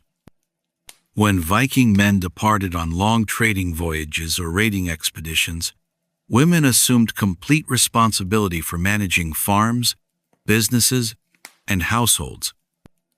They could own property, initiate divorce proceedings, and serve as witnesses in legal disputes. Archaeological evidence reveals that some Viking women were buried with weapons and warrior gear, suggesting that the legendary shield maidens were not merely mythological figures, but real participants in Viking military culture. The craftsmanship of Viking artisans reached levels of sophistication that rivaled the finest work of any medieval civilization. Viking metalworkers created weapons and jewelry of extraordinary beauty and technical excellence, using techniques that modern smiths struggle to replicate. Their woodworkers produced not only the famous longships, but also intricate carvings, furniture, and architectural elements that decorated their homes and public buildings. Viking textile workers created fabrics of remarkable quality, using complex weaving techniques and natural dyes to produce clothing that was both functional and beautiful. The legal system of Viking society was surprisingly sophisticated, based on assemblies called things where free men gathered to settle disputes, make laws, and conduct community business. These assemblies operated according to well-established procedures and precedents, with complex rules governing everything from property rights to personal injury. The concept of trial by jury, which would later become fundamental to Western legal systems, had its origins in these Viking assemblies. Even the most serious crimes could be resolved through negotiation and compensation rather than violence, reflecting a society that valued order and justice despite its reputation for warfare. The intellectual life of the Vikings was rich and varied, encompassing not only the famous sagas and Eddas, but also practical knowledge of astronomy, navigation, medicine, and engineering. Viking poets, known as skalds, created complex verses that required years of training to master, using intricate metaphors and alliterative patterns that challenged both composer and audience. These poems served not only as entertainment, but as historical records, preserving the deeds and genealogies of important families across generations. The oral tradition was so strong that stories composed in the Viking Age were still being recited accurately centuries later. The religious beliefs of the Vikings were far more complex than the popular focus on warrior gods like Odin and Thor suggests. Their pantheon included deities associated with fertility, wisdom, justice, and peace, reflecting the full range of human concerns and values. Viking religious practices emphasized the importance of maintaining proper relationships with the natural world, the ancestors, and the community. Rituals and ceremonies marked important transitions in life and the agricultural year, creating a sense of continuity and meaning that helped people cope with the uncertainties of medieval existence. The diet and cuisine of the Vikings were more varied and sophisticated than many people realize. While they certainly ate the meat, fish, and dairy products that their environment provided, they also cultivated and consumed a wide variety of grains, vegetables, and fruits. Archaeological evidence reveals that Vikings enjoyed apples, berries, nuts, and even imported spices and wines obtained through their extensive trade networks. They developed sophisticated techniques for preserving food, including smoking, salting, and fermentation, that allowed them to maintain varied diets throughout the long winter months. The housing and architecture of Viking communities reflected both practical necessities and aesthetic preferences. The famous longhouses were not crude shelters but carefully designed structures that could accommodate extended families, their livestock, and their possessions under one roof. These buildings featured sophisticated ventilation systems, storage areas, and living spaces that maximized comfort and efficiency. The wealthy decorated their homes with carved woodwork, tapestries, and imported luxury goods that demonstrated their status and taste. The hygiene and personal care practices of the Vikings were remarkably advanced for their time. Archaeological evidence reveals that they bathed regularly, used soap, and took great care with their appearance. Viking men and women both used combs, tweezers, and other grooming tools, and many were buried with these personal items. They valued cleanliness and good grooming so highly that Saturday was known as washing day, and their reputation for personal hygiene was noted by contemporary observers from other cultures. The education and child-rearing practices of Viking society ensured that knowledge and skills were passed down effectively from generation to generation. Children learned by observing and participating in adult activities, gradually taking on more responsibility as they matured. Boys learned farming, crafts, and fighting skills from their fathers and other male relatives, while girls learned household management, textile work, and healing arts from their mothers. Both boys and girls were taught the stories, laws, and traditions that formed the foundation of Viking culture. The medical knowledge and healing practices of the Vikings were surprisingly advanced, combining practical experience with spiritual beliefs. They understood the importance of cleanliness in treating wounds, used herbal remedies for various ailments, and even performed surgical procedures. Viking healers, often women, possessed extensive knowledge of medicinal plants and their applications. The sagas contain detailed descriptions of medical treatments that demonstrate a sophisticated understanding of anatomy and physiology. The seasonal rhythms of Viking life created a natural balance between periods of intense activity and necessary rest. Summer was the time for farming, trading, raiding, and exploration, when the long days and favorable weather allowed for maximum productivity. Winter brought a different pace of life, with more time for indoor crafts, storytelling, and social activities. This seasonal pattern helped create a sustainable lifestyle that could be maintained across generations. As you settle into sleep tonight, let go of the Hollywood images of Vikings as one-dimensional warriors, and instead Imagine the rich, complex reality of their daily lives. Picture a Viking family gathered around their hearth on a winter evening, sharing stories and working on crafts, while the wind howls outside.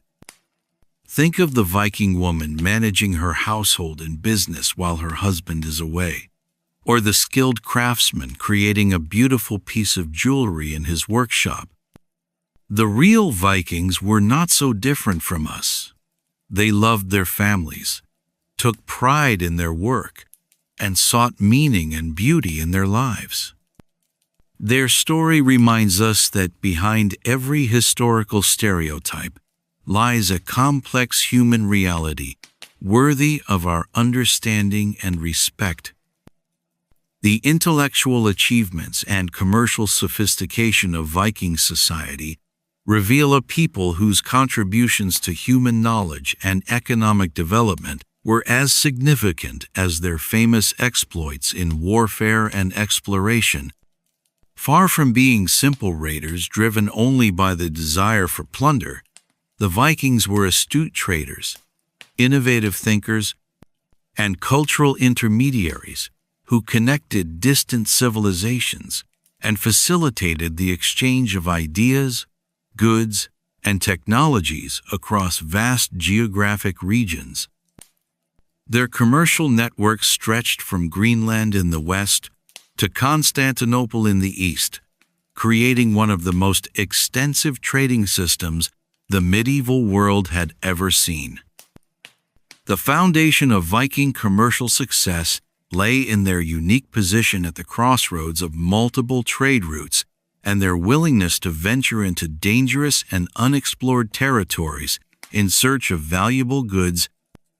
Their homeland provided them with high-quality iron, amber, and furs that were highly prized in southern markets, while their maritime skills allowed them to transport goods efficiently across both rivers and seas. More importantly, the Vikings understood that successful trade required more than just transportation. It demanded cultural sensitivity, linguistic skills, and the ability to build trust with people from vastly different backgrounds. The Viking trading posts that emerged across Europe and beyond were not merely commercial centers but hubs of cultural exchange, where ideas, technologies, and artistic styles flowed freely between civilizations.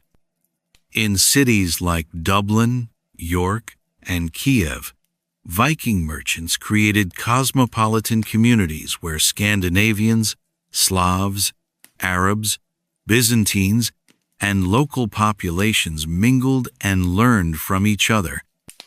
These trading centers became laboratories of innovation, where new techniques in metalworking, shipbuilding, and agriculture were developed and disseminated. The Vikings served as cultural ambassadors, carrying not just goods but knowledge across the medieval world. The monetary and banking systems developed by Viking traders were remarkably sophisticated for their time. They established standardized weights and measures that facilitated trade across different regions, created credit systems that allowed for long-distance commerce without the need to transport heavy coins, and developed insurance arrangements that protected merchants against the risks of long-distance trade. Archaeological evidence reveals that Viking merchants used silver as a universal currency, cutting coins and jewelry into precise weights to make exact payments. This system was so effective that it influenced monetary practices throughout Northern Europe. The linguistic abilities of Viking traders were extraordinary, reflecting both practical necessity and intellectual curiosity.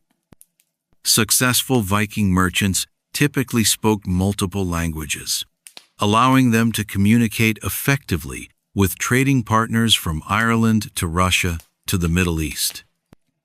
They developed simplified trade languages that combined elements from different linguistic traditions, creating early forms of what we now call pidgin languages. Their linguistic skills also enabled them to serve as interpreters and diplomatic intermediaries, roles that often proved as profitable as direct trading. The technological innovations that emerged from Viking commercial activities had lasting impacts on medieval civilization. Their improvements in shipbuilding techniques, navigation methods, and cargo handling systems were adopted by other maritime cultures and contributed to the general advancement of seafaring technology. Viking merchants also played crucial roles in spreading agricultural innovations, introducing new crops and farming techniques to regions where they established trading relationships. Their metalworking skills, honed through centuries of weapon and tool production, influenced craftsmen throughout Europe. The intelligence-gathering networks that supported Viking commercial activities were as sophisticated as any modern business intelligence system. Viking traders maintained extensive networks of contacts who provided information about market conditions, political developments, and opportunities in distant regions. They understood that successful trade required accurate information about supply and demand, seasonal variations, and political stability. This intelligence network also served military and political purposes, as Viking leaders used commercial contacts to gather information about potential targets for raids or allies for political alliances. The legal and diplomatic skills of Viking merchants were essential to their success in foreign markets. They learned to navigate different legal systems, negotiate complex contracts, and resolve disputes through peaceful means. Many Viking traders served as unofficial diplomats, carrying messages between rulers and negotiating treaties that facilitated both trade and political cooperation. Their reputation for honoring agreements, despite their fearsome military reputation, made them trusted partners in commercial ventures. The artistic and cultural exchanges facilitated by Viking trade had profound impacts on medieval art and literature. Viking merchants brought exotic materials, artistic techniques, and decorative motifs from distant lands back to Scandinavia, where they were incorporated into local artistic traditions. Similarly, Scandinavian artistic styles and storytelling traditions spread throughout Europe and beyond through Viking commercial networks. The famous Viking art styles, with their intricate interlacing patterns and stylized animal forms, influenced artistic development from Ireland to Russia. The scientific and technical knowledge accumulated by Viking traders through their extensive travels contributed significantly to medieval understanding of geography, astronomy, and natural history. Viking merchants were among the first Europeans to provide detailed descriptions of distant lands, peoples, and natural phenomena. Their observations of weather patterns, ocean currents, and seasonal variations helped improve navigation techniques and agricultural practices. Some Viking traders even served as early ethnographers, recording detailed observations about the customs and beliefs of the peoples they encountered. The educational systems that developed within Viking trading communities were remarkably advanced, reflecting the complex skills required for successful long-distance commerce. Young Vikings destined for trading careers received extensive education in mathematics, languages, geography, and cultural customs. They learned to calculate exchange rates, assess the quality of goods, and negotiate in multiple languages. This educational system produced a class of highly skilled professionals who could operate effectively in diverse cultural and economic environments. The environmental knowledge accumulated by Viking traders was extensive and practical. Through their travels, they developed detailed understanding of climate patterns, seasonal variations, and natural resources across vast geographic regions. This knowledge was crucial for timing trading expeditions, selecting appropriate goods for different markets, and avoiding natural hazards.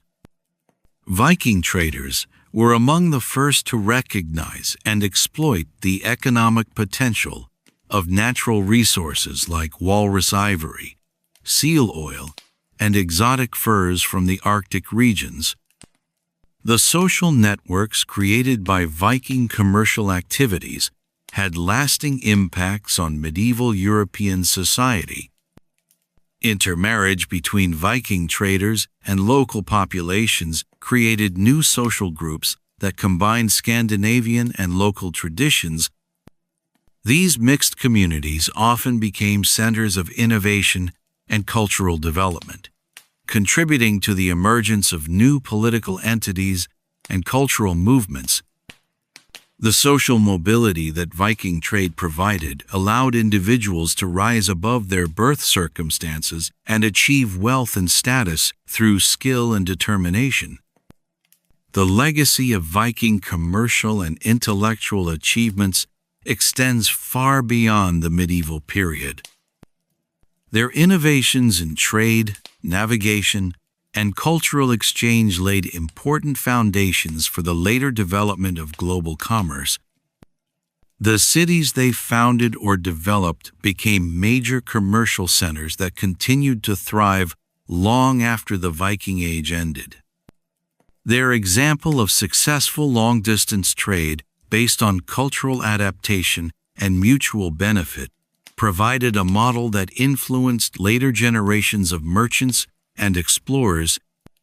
As you drift towards sleep tonight, imagine the bustling activity of a Viking trading post, where merchants from many lands gathered to exchange goods and ideas. Picture the careful negotiations, the examination of exotic goods, and the sharing of stories from distant places. The Viking traders who created these commercial networks were not just seeking profit, but were building bridges between civilizations, spreading knowledge and innovation across the medieval world. Their intellectual curiosity and commercial acumen remind us that trade has always been one of humanity's most powerful forces for progress and understanding. The enduring legacy of the Viking Age extends far beyond the medieval period, weaving itself into the very fabric of modern civilization in ways that continue to influence our laws, languages, literature, and fundamental concepts of democracy and individual rights. As the age of Viking expansion drew to a close in the 11th century, the impact of these remarkable seafarers had already begun to transform the world in profound and lasting ways that we are still discovering and appreciating today. Their contributions to human civilization represent one of history's most remarkable examples of how a relatively small population can have an outsized influence on the development of entire continents. The political institutions established by Viking settlers became the foundation for some of the world's most enduring democratic traditions. The Althing, Iceland's parliament founded by Viking settlers in 930 CE, is recognized as one of the world's oldest functioning legislative assemblies. The democratic principles embodied in Viking assemblies, including the concepts of trial by jury, majority rule, and the right of free men to participate in governance, were carried by Viking settlers to England, Ireland, and other regions where they took root and flourished. These institutions provided crucial precedents for the later development of parliamentary democracy and constitutional government throughout Europe and beyond. The linguistic legacy of the Vikings is embedded in the very words we speak today, particularly in English and other Germanic languages. Hundreds of common English words derive from Old Norse, including fundamental terms like sky, knife, husband, law, skull, and they. The Vikings' influence on English grammar was equally profound, contributing to the simplification of case endings and the adoption of new pronouns that made English more accessible and flexible. This linguistic heritage reflects the deep cultural integration that occurred wherever Vikings settled, creating hybrid societies that combine the best elements of different traditions. The legal concepts pioneered by Viking societies continue to influence modern jurisprudence in fundamental ways. The Viking emphasis on compensation rather than retribution for crimes, the concept of legal equality among free citizens, and the principle that laws should be publicly known and consistently applied all became cornerstones of Western legal tradition. The detailed legal codes preserved in medieval Scandinavian law books reveal sophisticated understanding of property rights, contract law, and civil procedure that would not seem out of place in modern legal systems. The urban planning and architectural innovations of Viking settlements influenced the development of cities throughout Northern Europe. Viking towns like York, Dublin, and Kiev introduced new concepts of urban organization, including specialized craft quarters, efficient waste management systems, and integrated commercial and residential areas. The archaeological remains of Viking settlements reveal sophisticated understanding of urban planning principles that anticipated many features of modern city design. Their emphasis on creating livable, functional urban environments continues to influence contemporary approaches to urban development. The maritime technologies developed by the Vikings laid crucial foundations for the age of exploration that would follow centuries later. Their innovations in ship design, navigation techniques, and ocean sailing influenced shipbuilders and navigators throughout Europe. The knowledge they accumulated about ocean currents, wind patterns, and seasonal weather variations was passed down through generations of seafarers and contributed to the success of later explorers like Columbus and Magellan. Without the pioneering work of Viking navigators, the great voyages of discovery that connected the world might have been delayed by centuries.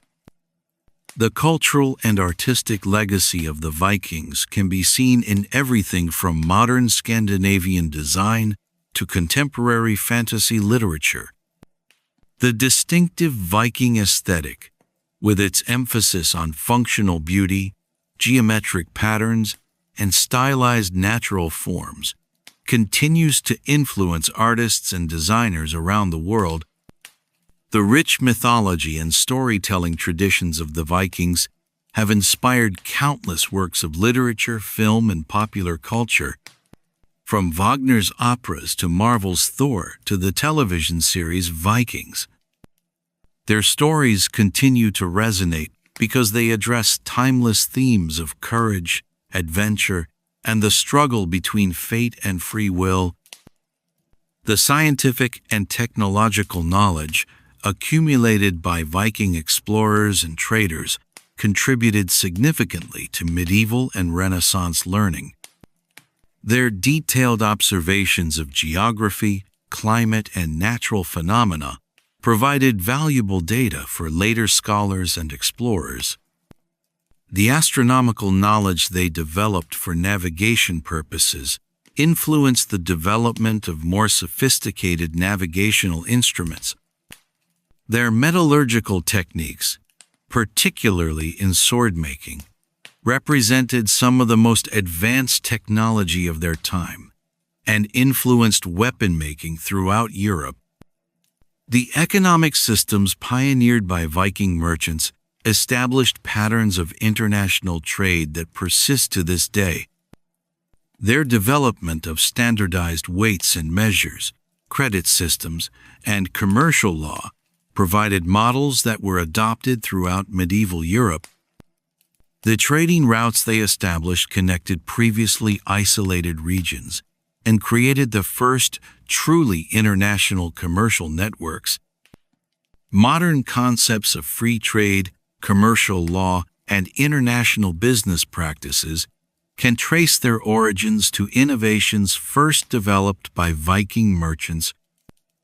The social innovations of Viking society, particularly regarding gender equality and social mobility, were centuries ahead of their time. The relatively high status of women in Viking society provided a model that influenced social development in regions where Vikings settled. Their meritocratic ideals, which allowed individuals to rise in status based on achievement rather than birth, contributed to the development of more fluid and dynamic social systems.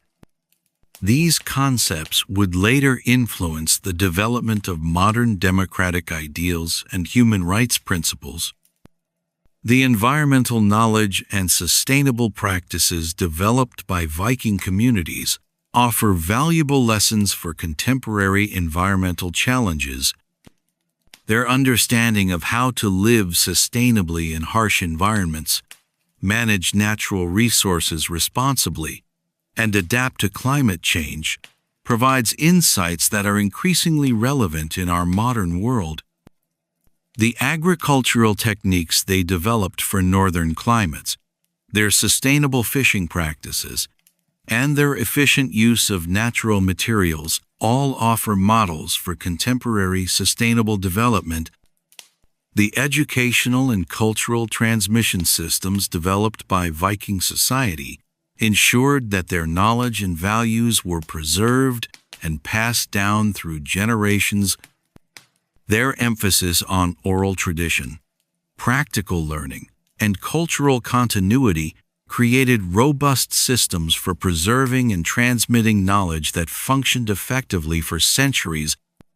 These educational approaches influenced the development of educational systems throughout Northern Europe and contributed to the preservation of valuable cultural knowledge.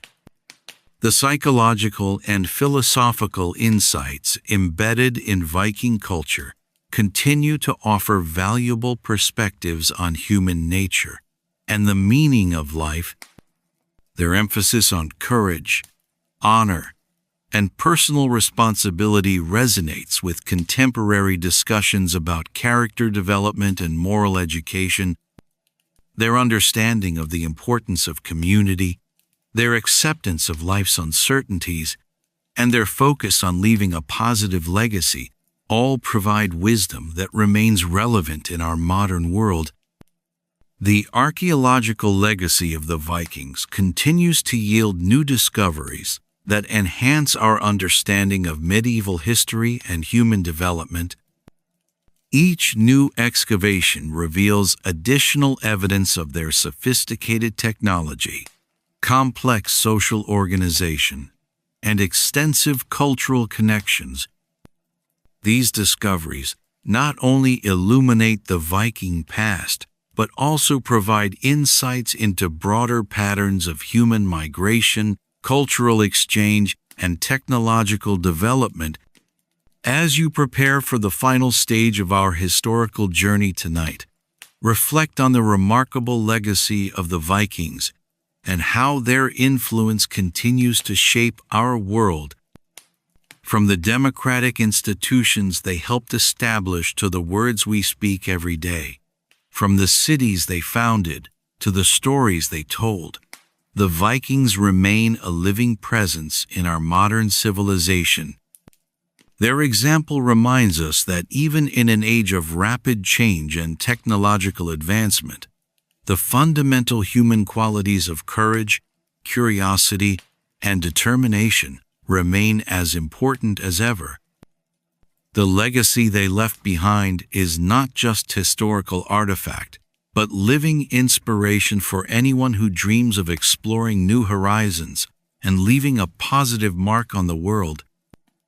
As our remarkable journey through history draws to its peaceful close, we find ourselves at the end of an extraordinary adventure that has carried us across continents and through millennia, from the treacherous courts of Tudor England to the rebellious harbors of colonial Boston, from the ancient pyramids of Peru to the windswept fjords of medieval Scandinavia. Each story we have shared tonight has revealed profound truths about the human experience, our capacity for both greatness and folly, our endless quest for meaning and purpose, and our remarkable ability to create beauty and wonder even in the face of tremendous challenges.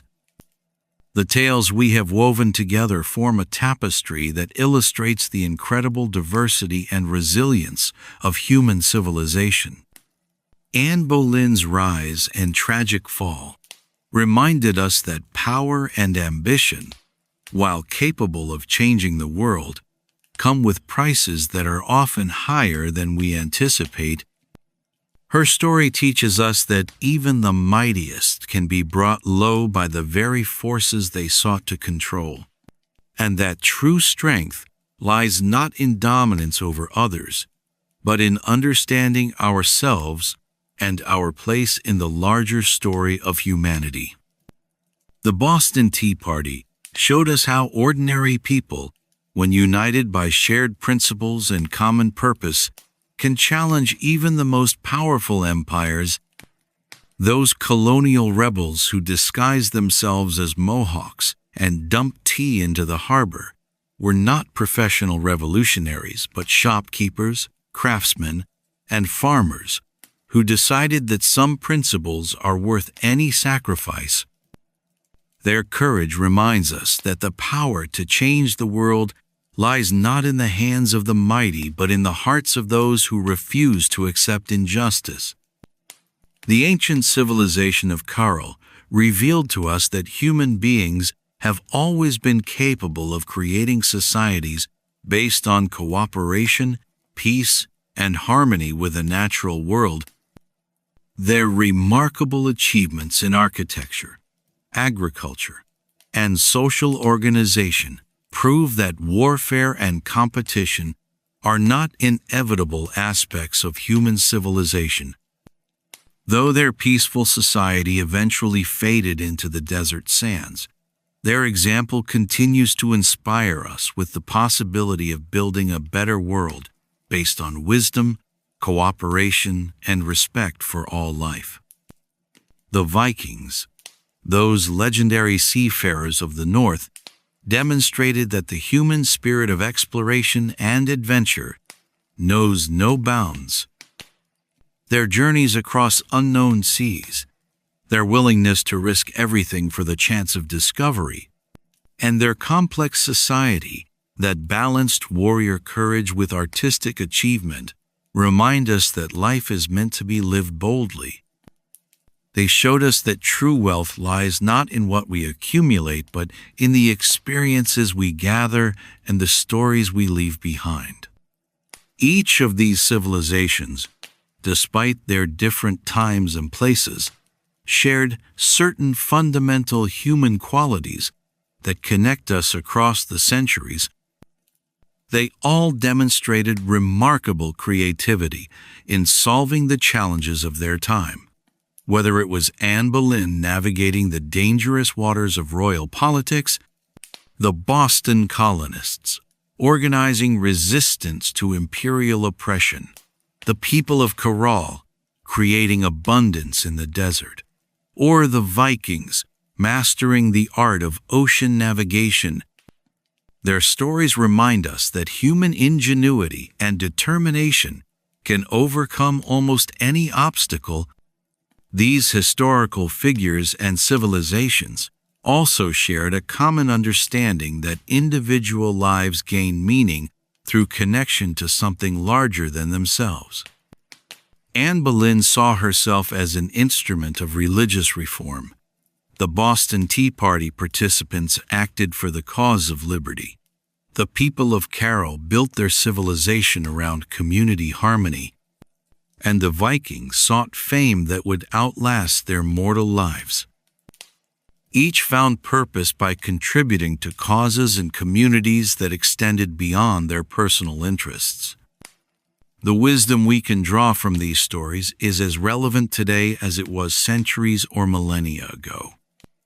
In our modern world of rapid change and complex challenges, we can learn from Anne Boleyn's example about the importance of understanding the consequences of our ambitions. We can draw inspiration from the Boston rebels' courage in standing up for their principles. We can be guided by Carroll's demonstration that peaceful cooperation is not only possible, but can create lasting prosperity. And we can embrace the Viking spirit of exploration and adventure as we face our own unknown horizons. Perhaps most importantly, these stories remind us that we are all part of the great continuing story of human civilization. The challenges we face today, questions of power and justice, the need for courage in the face of oppression, the desire to build sustainable and peaceful societies, and the call to explore new frontiers are the same fundamental challenges that have confronted every generation. We are not alone in our struggles. We are part of an unbroken chain of human experience that stretches back to the very beginning of civilization. As you settle into your bed tonight, carry with you the knowledge that you too are making history with every choice you make and every action you take. The future will judge our generation just as we have reflected on these figures from the past. The question is not whether we will face challenges, we certainly will, but how we will respond to them. Will we have the wisdom to learn from those who came before us? Will we have the courage to stand up for what we believe is right? Will we have the vision to build something beautiful and lasting for future generations? The stories we have shared tonight are not just tales of the distant past, but mirrors that reflect our own potential for greatness. Within each of us lies the same capacity for courage that drove Anne Boleyn to challenge a king, the same spirit of resistance that motivated the Boston Tea Party, the same wisdom that built the peaceful civilization of Carroll, and the same adventurous spirit that carried the Vikings across unknown seas. These qualities are not the exclusive property of historical figures. They are part of our shared human heritage. As sleep gently embraces you tonight, let these stories become part of your dreams and your waking thoughts. Let them remind you that every day offers opportunities for courage, creativity, and connection. Let them inspire you to write your own chapter in the great story of human civilization. And let them comfort you with the knowledge that you are part of something magnificent and eternal, the ongoing adventure of humanity itself. Rest well, dear listener, knowing that tomorrow brings new possibilities for discovery, growth, and contribution to the world. The stories of the past light our way forward, and the future awaits the unique story that only you can tell. Sleep peacefully, and dream of the wonders yet to be discovered, and the adventures yet to be lived. Good night.